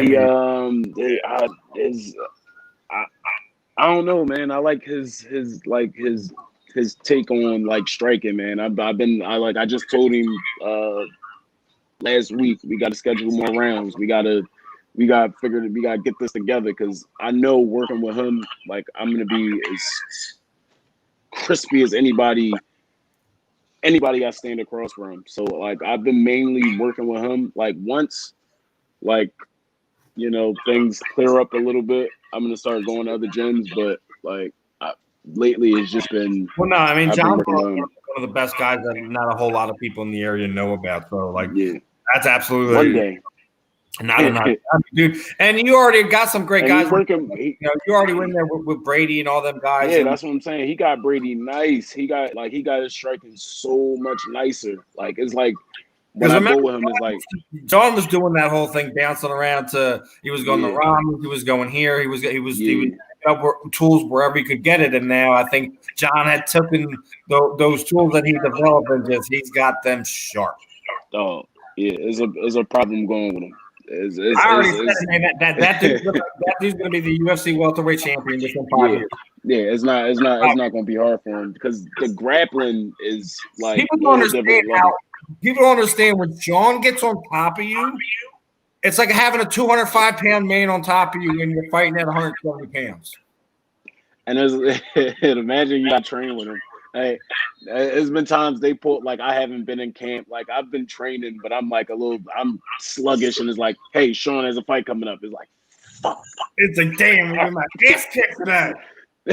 All right, man. I'm gonna be in there, but it's like by the end of his camp, I feel like I'm like in so much better, like in better shape. I guess we talked about over so many of the years about the down there. You guys. Iron sharpening iron, like you guys sat there. People seen what Paul's become, and he's still there, and watch what Sean has kind of developed himself into. And there's still a whole much more bunch of fighters down there than not a lot of people. Yeah, we got a couple guys about to get the call. It's like me. I've been telling people for a little while. Y'all need to watch out what's going on in the Philly fight scene because it's going to be what's going to be going on the major fight scene within the next 2 years. Yeah, we got that. I feel like a lot of people are like you know what I'm talking about. Like there's ways where you get talent that come from the West Coast. We'll get talent comes from overseas, and this up here in the Northeast corridor has kind of been brewing for the last 3 to 5 years, and it's to the point where all these guys who've been developing through the amateur ranks gotten their nicks and cuts through the pro ranks, and they're getting ready to ascend, and we've already seen it. What we see with Dawkins brothers getting in there now, and like it's got you gyms you never heard of, guys you never heard of. It's like oh damn, you from Philly? Oh, all right. Oh, damn, you train down in Jersey? Oh, oh, I ain't know that. Oh, all Yeah. right. Yeah, it's like Yeah, I've been I've already training with a said lot of guys. this That corridor just is so yeah. rich with fighters, and not just MMA fighters. Like people forgot about Big Bull Gerard Ennis, what he's been doing too. Yeah, man. Yeah, man. We got a nice little fighting corner over here, man. Yeah, we need to rebuild that fire of that Philadelphia fight community that we have over here, man. People forget about it sometimes. It gets lost in the mix. It gets lost in the mix. Man, you got. You know what? I'm not even going to talk football. I'll let y'all. What you gotta say, Knock? But you know what? No, you know what though? Every fucking season is this shit though. It's like I don't really like. You mean I don't panic with the Eagles until it's like week 10. Y'all always have problems in the beginning, and then it's like y'all run off like 7 straight wins, 6 straight wins, and some shit like that, and then in the playoffs, it's like I'm gonna wait. I'm gonna wait a little bit. It always happen like this. Every year happen like long this. enough. We know how this ride goes, man. Relax. Yeah. Like I'm a Rams fan. I mean my shit started looking bad from the beginning. It's gonna be bad all year. Y'all, I don't know how y'all do it. I don't know how y'all do it every year. It might be the NFC, but it's one of those things. I think it's a combination. It is the NFC East. It's the NFC East. But the Republicans were panicking so much is because the schedule stuff. We're the cardiac fourth city of America. Yeah. If I was an Eagles fan, I couldn't do it. I wouldn't be able to do it. But I know from like watching it from like afar, I'm like, there's no need to panic yet, man. Week 8 maybe, but you know, it's gonna come together. By week 8, we could be 2-6, and this whole conversation is, Then y'all win a division. Like I won a division with 7 wins or 8 wins. Yeah, that is true. Me and Steven were talking about that earlier. 8 wins could win the division. Yeah. But think about after the Bengals. You gotta take that one down. Anthony said the Rams won a lot of money, so hey, look at that. After the Bengals, we've got the 49ers, the Steelers, and the Ravens in 3 straight weeks. That's tough. Yeah, he didn't see that schedule, so he didn't. He's like, wait a minute. But then there's a bunch of division games, which is like, that's the other thing. Y'all afraid to need it. If we win out and take care of what we got to take care of the division, it's all good. Got to beat the Cowboys twice. I don't have any faith in the Cowboys. Got a dog fight in that division. Where? Your team got a dog. Oh yeah. I'm not even. Yeah, you don't even want to talk about that. I mean, yeah, we're in wait. We got to see the Cardinals twice. We got to see the 49ers twice, and we got to see. Yeah, but the 49ers just got hurt by some injuries too. They mixed up. It's still tough. Yeah. It's gonna be a rough. It's gonna be a rough season, man. It's gonna be a rough season. I mean, the 49ers ain't going nowhere, but I still think the way you guys looked the first few weeks, I think I put them on a downward trend. I actually think you guys, with the extra playoff spot, y'all get in this year. Y'all get in. Defense looking kind of arm tackly. I don't know. You know what? I watch the games. Like you watch the games like Eagles fans watch the games. Yeah, it's like too much. When that defense, you lose your mind as you watch it, right? Yeah, you mean we'll see. We'll see. I wish I could talk shit. I want to talk shit, but I'm like everybody in our division has gotten better. It's like it's gonna be a rough one. What are you doing? Yeah. My puppy is attacking my other dog. She is a bully. You got pit bulls? I got 2 pit bulls and a Rottweiler. Oh, there you go. So who's the bully? The Roddy. The girl? Is the girl? Yeah, they all girls. I didn't want to have a whole bunch of humping dogs in here. Yeah. I go to the gym, I come back to humping. I was like, oh.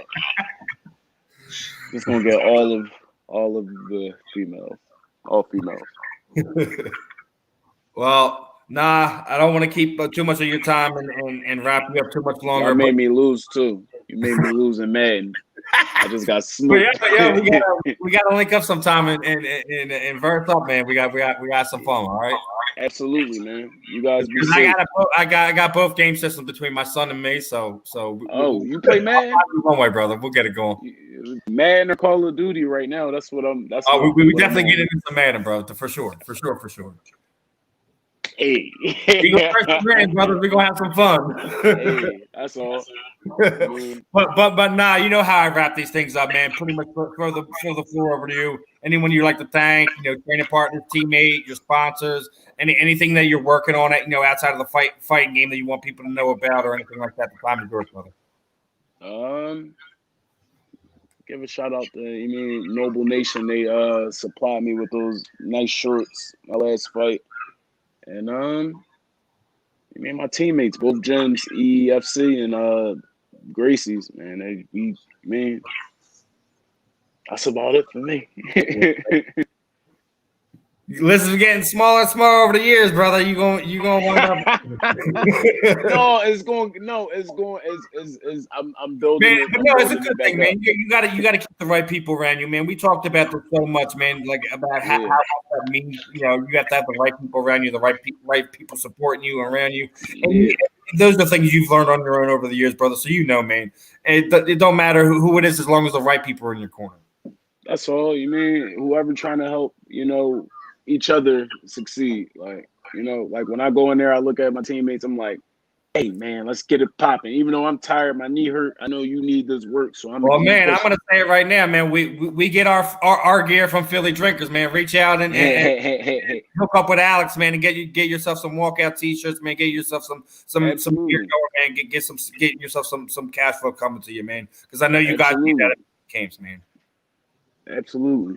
I still ain't forget about that check you said you was gonna send me too. 100,000. When I get mine, you get yours, brother. When I get mine, you get yours. Hey. It's always a pleasure, my friend. Appreciate your time as always, and we'll do this again sometimes in the future, man. Maybe we'll just talk some sports in general, have some fun, man.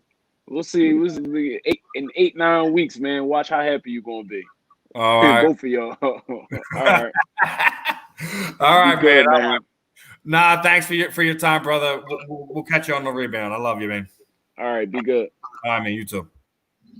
All right, everyone. That was our guest this afternoon, Mr. Nah-Shon Burrell. He is always fun. He's always pleasant. I'm definitely gonna be. I'm gonna inform you guys on how the beating went when it comes to me and him playing some Madden. So I'm not sure which way it's gonna go yet. Steven, I've got the UCF ECU game on. It's Florida against East Carolina.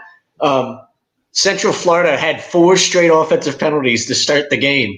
They had 3 motion penalties and a false start penalty. They kept trying to bring a receiver in motion, and I guess freshman out there. I don't know what the hell was going on. They have a sophomore quarterback that's due for, he set a freshman record for passing yards last year, but they kept bringing guys in motion and they never got set in time and snapped the ball, and they got called for 3 illegal motion penalties. Then the center got called for a false start. It was just ugly. And then I guess it's getting ugly over there at USFC. and then there was 5 penalties for 25 yards altogether on the drive, and they still went and scored a touchdown in 11 plays and 75 yards. And I want to get your thoughts on this one down here, brother. Anthony Azadios again. He's just trolling. This guy. And NFC champions. And, It's only 2 games. I don't know if I want to be crowning anyone anything. And I still think Haskins still had just about as missed throws in the past 2 weeks as Carson Wentz did.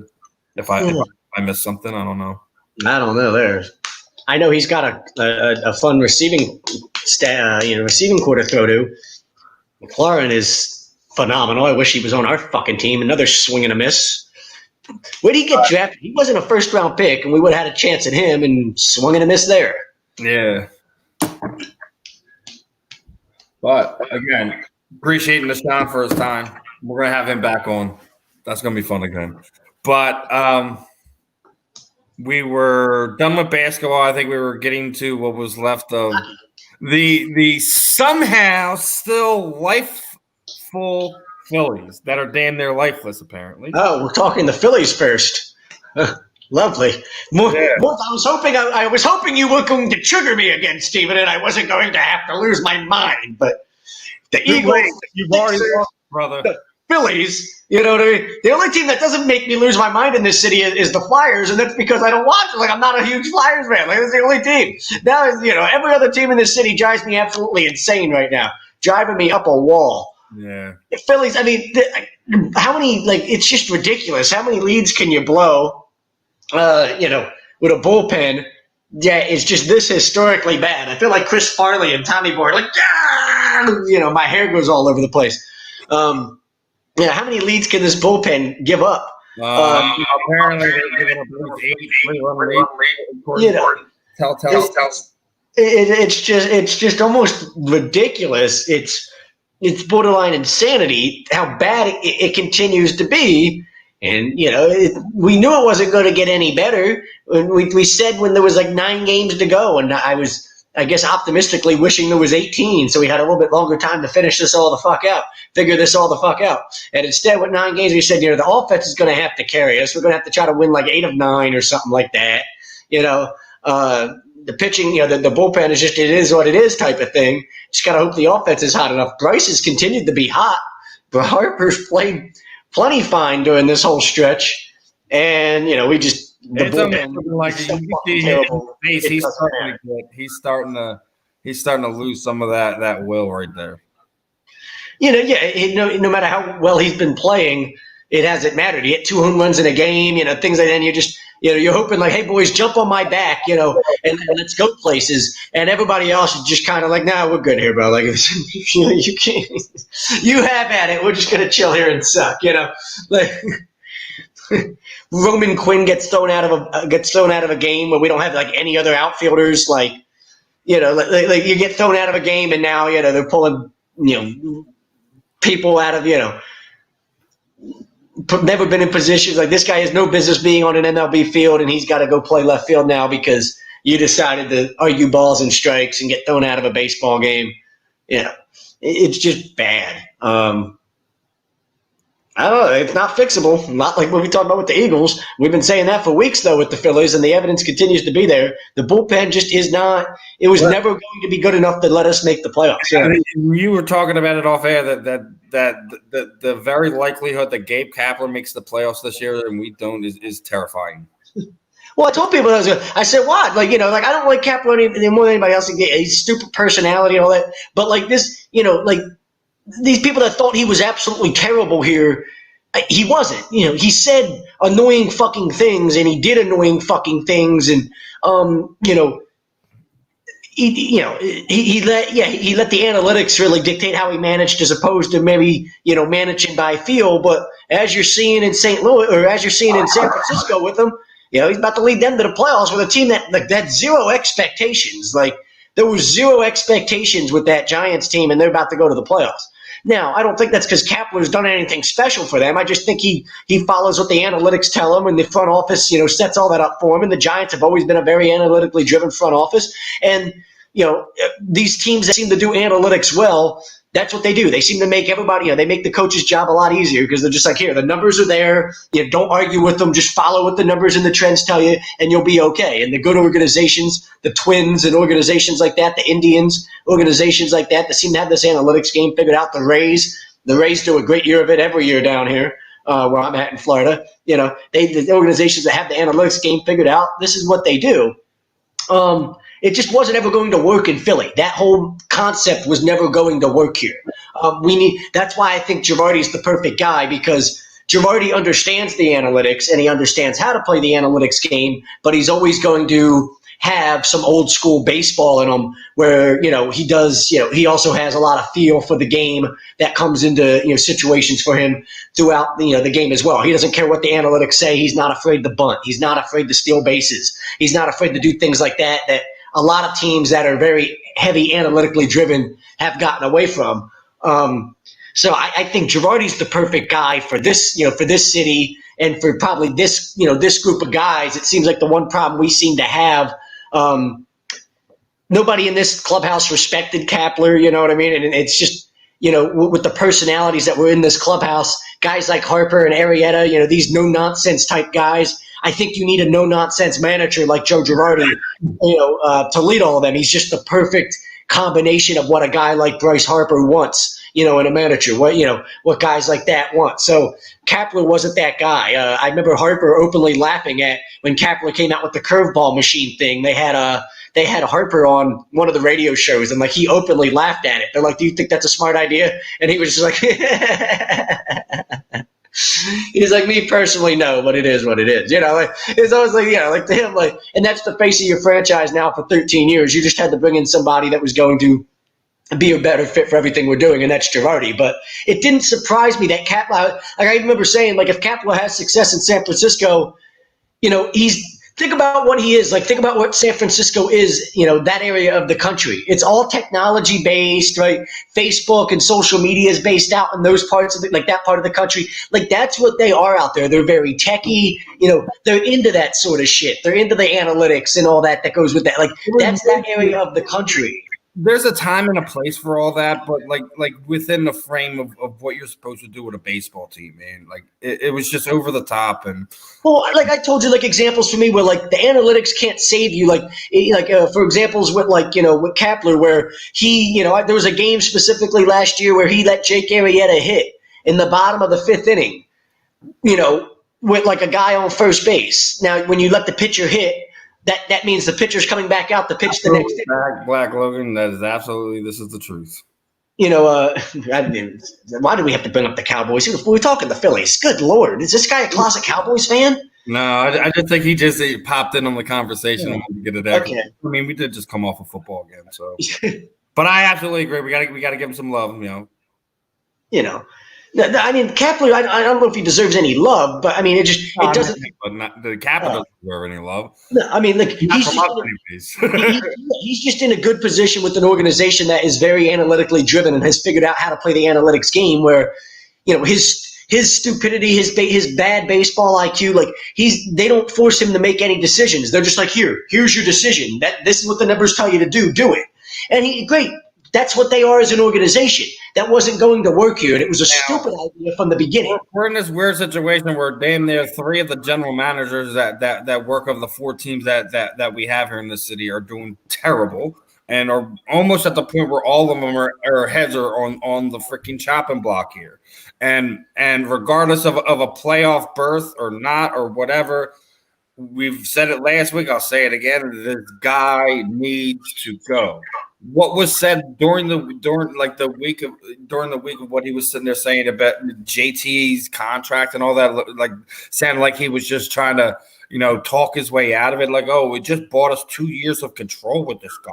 Well, then why the hell did we give up Sixto Sanchez then? Exactly. That's again. I said last week. Again, and guys who I believe the two teams before that was untouchable. That's a guy that he. You finally get your Latin gem, and then you trade him away for a guy that you're going to rent 2 years. He's a guy that should be a GM in a market. He should be a GM in San Francisco. You can't. That guy should not be a GM in a city like Philadelphia, where we're too intelligent and we're too educated of a fan base, and we give a fuck way too much to let you lie to us and just be like, "Oh, okay, I'll buy what you're selling there. I'm along for the ride." No, that's not us as a fan base. The dude hasn't figured that out in the time he's been here. He's fucking stupid. I mean, it's no. No matter how you're going to spin that, we're not stupid enough to buy that. He needs to go be a GM in a city where they just don't give a fuck enough. They just let him do whatever the fuck he wants. They're not going to, he can play whatever game he wants, and they'll worry about the results, and the fans aren't going to sit there and bitch about it like they do in this city. Because we're going to hold the guy accountable and fucking call for his head every chance we get because it's fucking stupid. You can't lie to us now when we fucking knew when you made that decision and made that trade that the whole point of that was you have to sign JT long term. That's the whole point of it. That was the point then. It's the point now. You can't now back off of that 2 years later and say, oh, well, look, we still got 2 good years out of him. You didn't do shit. We didn't even go to the fucking playoffs with him. It'd be one thing if you won a World Series. Then, yeah, you got 2 good years out of the guy and you got a World Series ring out of it. But when you don't even make the fucking fucking playoffs. There's no such thing. Like, that's just business talk. That's just a guy. Like, again, like, that's like when Capro tries to come out last year and talk about, how about that Pedro Florimon because he hit a home run and pitched 2 innings in a game we got beat 13-4. Isn't that guy an inspiration? Like, no, we got our ass kicked, and that's all anybody here gives a fuck about. Like, go somewhere where people don't give a fuck about that type, they don't give a fuck about getting their ass kicked and looking embarrassed and and just, being embarrassed to have to watch that product on the field every day. Go somewhere where they don't give a fuck and you'll be fine. But in this city, you're not that.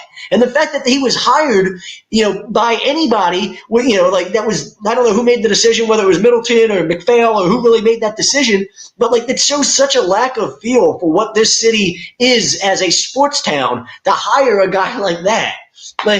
You know what I mean? Philly is a certain way, we're a particular type of sports town. You know what I mean? You have to understand that going into it. You hire a guy that's in the coconut world. Certain cities, but Philadelphia is not one of those cities where you can just play games with. And no, you can't insult people's intelligence. You just can't dumb talk to fans in Philadelphia. You're not gonna talk your way out of situations where majority of the fan base knows better. It's not gonna play. It's not gonna fly. Kapler can go and mismanage game after game in San Francisco, and nobody's going to notice because they don't give a fuck enough to notice. All they're going to watch and care about is the result on the field. Oh, we're winning games. Oh, we're going to go to the playoffs. That type of thing. They're not going to notice that, and he doesn't have to worry about this year because he's got a DH, but they're not going to notice something like last year where he let Jake Arrieta hit in the bottom of the 5th inning, and you're like, okay, I guess Arrieta's going to pitch the 6th inning, and then he comes out, and for the top of the 6th inning, there's a brand new pitcher on the mound. You're like, well, what the fuck was the point of Jake Arrieta hitting last inning? You should have just pinch hit for him with a guy on base if you were going to bring in a new pitcher. That's baseball 101, and instead he lets him hit. Nobody said anything afterwards in the media, which was weird to me, but that shit that people in this fan base and in this city, we notice because we're hardcore sports fans. You're like, wait, you let the pitcher hit with a guy on first base and 1 out in the 5th inning and then didn't have him come back out to pitch the next inning. That what? You're fucking stupid. Who does that? That's not that's stupid. But that's in San Francisco, they're not going to care. They're really not. Nor is he going to be put in a position to have to do that because, as much as I rip the whole analytics thing. The organizations that have it figured out, they're really good at it for a reason. And the one guy that was on Rob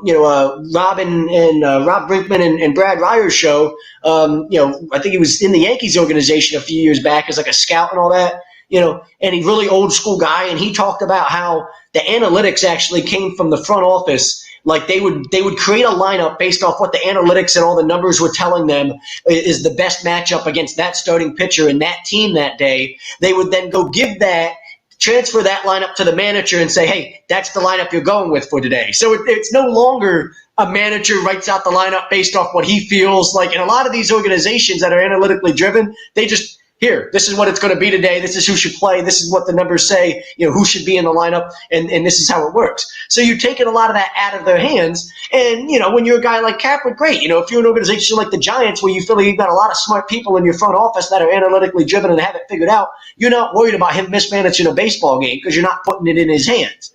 But this organization, hell, I don't trust Matt Klentak to blow his own nose or wipe his own ass, let alone put together a solid staff of people that are going to be able to know more about baseball than Joe Girardi. So, no, I'd rather if it came down to it, the analytics are all good and all that, but if Joe Girardi looks at him and he says, you know what, I'm just not feeling that, I'd rather do this, I'm going with Girardi's feel on that. I'd rather him be like, no, we're doing this my way because I don't like any of that right now. It's not speaking to me. This is, I'm going to overrule that and say, no, we're doing it like this, which I think we need to a certain extent.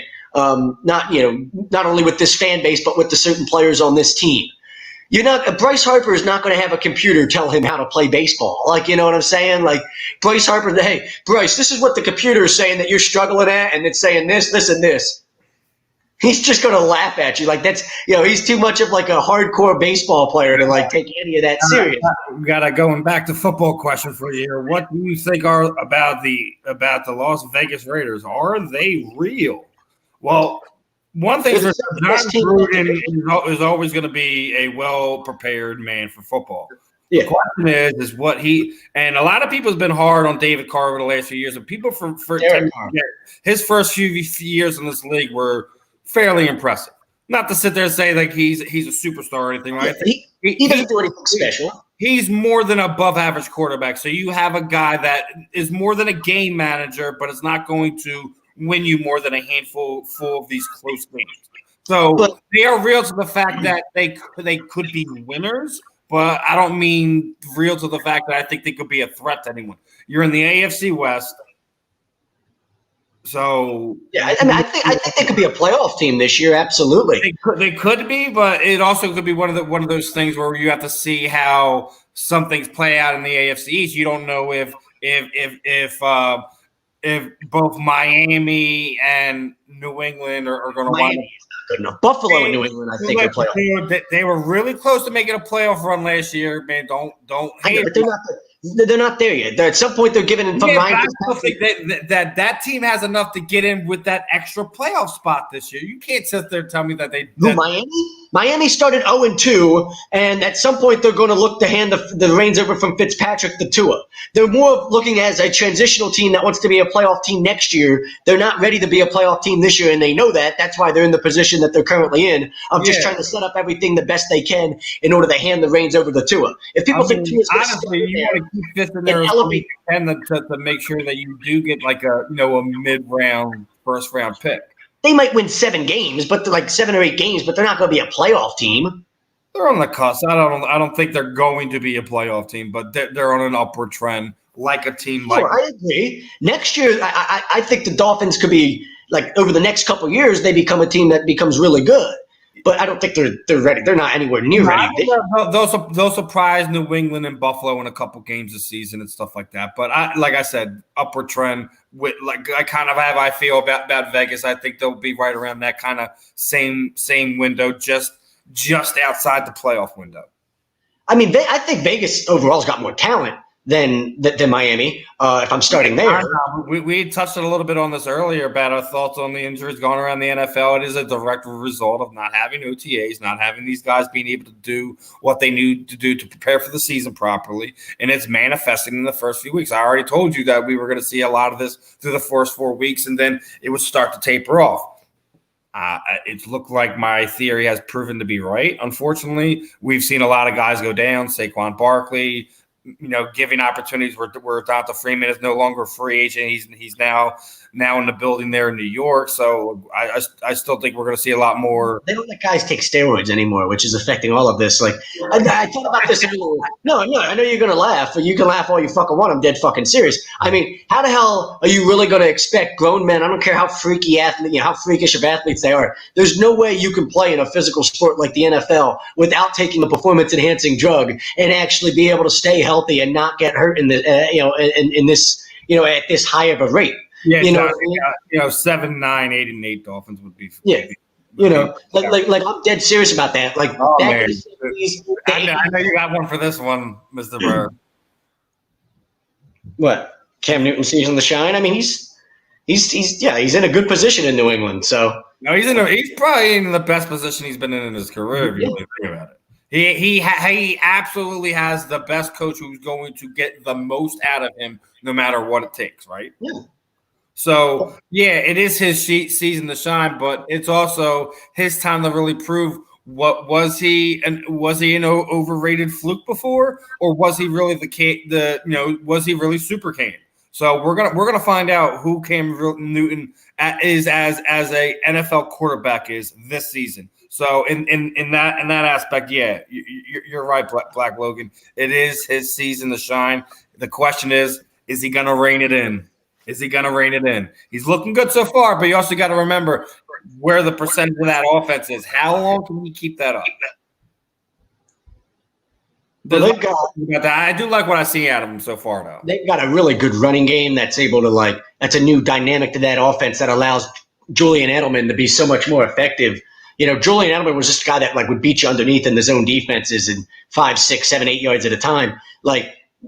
You saw him make a play. I think I was shocked when they said it. Like a premier route runner, and he's not the slowest guy, but he's not the guy that's going. He's a premier route runner. But I was shocked when they said it in the game, the Patriots game against the Seahawks or whatever they were playing, primetime game last week.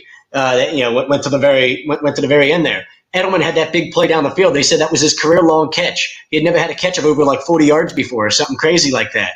Like that tells you everything. Like how long Edelman's been in the league, and he had never had a catch of over that long.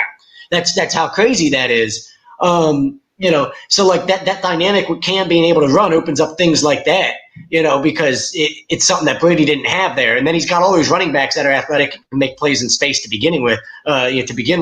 It becomes very. I'm sure Josh McDaniels is loving how creative he gets to become as a play caller now with the extra dynamic he's got in Cam Newton. You know what I mean? It no longer has to just try to sit there and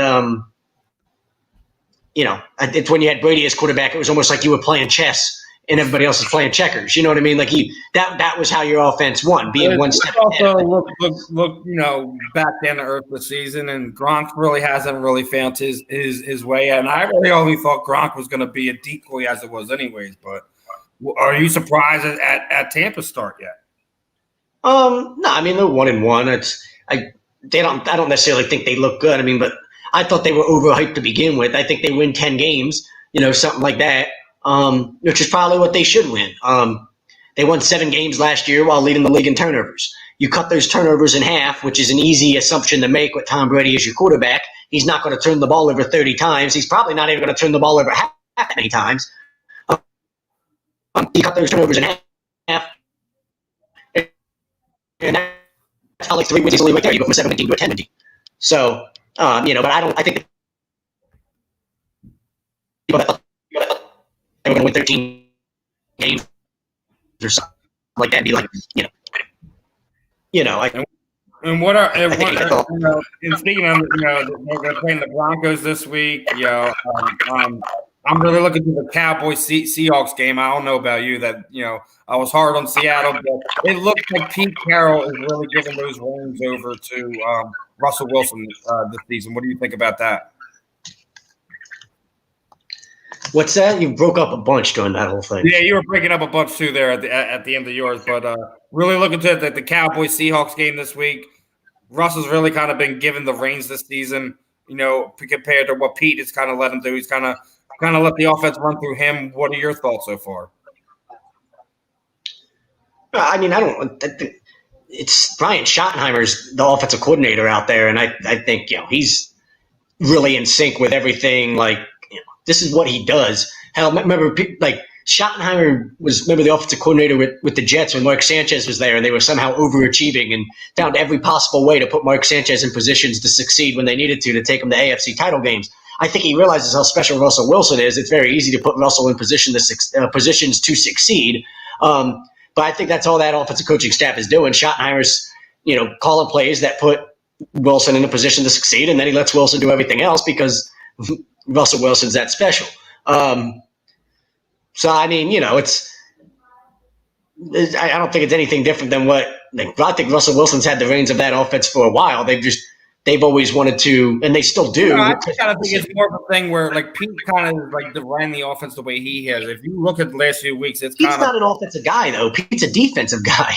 Pete runs the defense. He's never been in charge of that offense. They've always tried to stress like a run-oriented type of offense, and they still do with Chris Carson. They use all of that very well together.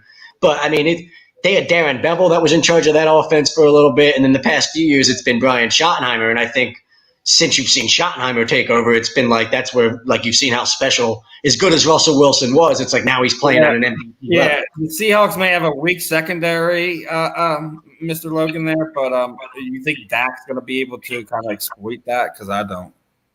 Their defense is not good. I mean, I know because they were on my fantasy team, and I just dropped them because of how bad they've been. Their defense is not good. I mean, their defense is really overrated. People see sexy names like Jamal Adams on that defense, and like all of a sudden they think that defense is elite. That defense gave up like 450 yards in week one, over 450 yards in week one. And then, I mean, they made plays when they had to against the Patriots, but like they're not good. They don't really create a bunch of turnovers. They don't really like get a bunch of sacks. Like they're not like they've got a lot of sexy names on that defense, but it's not like the defense that it was when they were winning Super Bowls. What's winning them football games now is their offense. Yeah. And they're not the Legion of Boom over there anymore. And that's why I was sitting there saying I thought we were going to see a regression, but it looks like Pete's kind of adjusted a little bit and given more of that offense to Russell to kind of counteract how that defense is going to play. We'll have to see how it plays out the rest of the season. Yeah. I'd say maybe he's turned the focus into he realizes that the offense is going to be what wins them now and not the defense. That's the best average quarterback I've ever seen. I've seen better average quarterbacks than that. Thank you very much. The Seahawks have the best safety in the league. Jamal Adams is going to give Dallas problems. I don't know about that, man. I know he gets up for Dallas games because that's his his team there, but I don't know, man. I think Jamal Adams giving Dak problems, but I don't know if he's going to have like a he's going to have a field day. He's going to have like a banner game. He's going to have his hands full because they've got so many weapons with Dallas and they've got nobody to cover him. Jamal Adams is really the only player in that secondary that's worth a damn. That's literally why they trade for him to begin with because they have nobody. Close to call? No, it's not too close to call. I got Pats by 10. Is that in Vegas? What was that? Listen, everybody loves to make fun of Gruden and shit, and they rip him and call him overrated and all that. I disagree because I think you brought up earlier how prepared his teams always are. I mean, them beating the Saints is a big win. They're in New England. The Raiders are at New England. So. Yeah, that's a tough game. I'll definitely take the Pats by 10 in Foxborough. Yeah, that's the Raiders are on a short week and they're on the road in New England. Even Vegas plus 6 for me. Yeah, I mean, well, that tells you right there that it's a Patriots line, so the Patriots are favored by 6 points. So, I mean, listen, it was an impressive win for the Raiders to go in and beat the Saints, in prime time on Monday night. That's a big time win for them. Like they're for real just off of that win alone. Like I don't care if the Saints didn't have Michael Thomas or not. Like beating them in prime time is a big win. But then now they're on a short week and they're going across country, and it's you've got 1 day less rest than everybody else. Don't you that travel across country? You take a lot of weight in that, Mr. Zachary. Well, when you're a good football team, it means a lot. Like, we're not a good football team right now, so clearly the Rams didn't give a fuck. But, yeah, if you think you're going to it's hard enough to go into New England and beat them. If you think you're going to go into New England on a short week after flying across the country, I mean, like, come on. Like, that's John Gruden, if they do that, John Gruden's earned every bit of his $10 million already, and they're only 3 weeks into the season. But seeing the time here, we're getting up against it here. Yeah, I know we're just having so much fun. My girlfriend's over here doing crazy shit, so I had to stick my tongue out at her. Well, again, want to thank everyone for tuning in this afternoon, this morning. You have to get used to that this morning thing because we started this morning.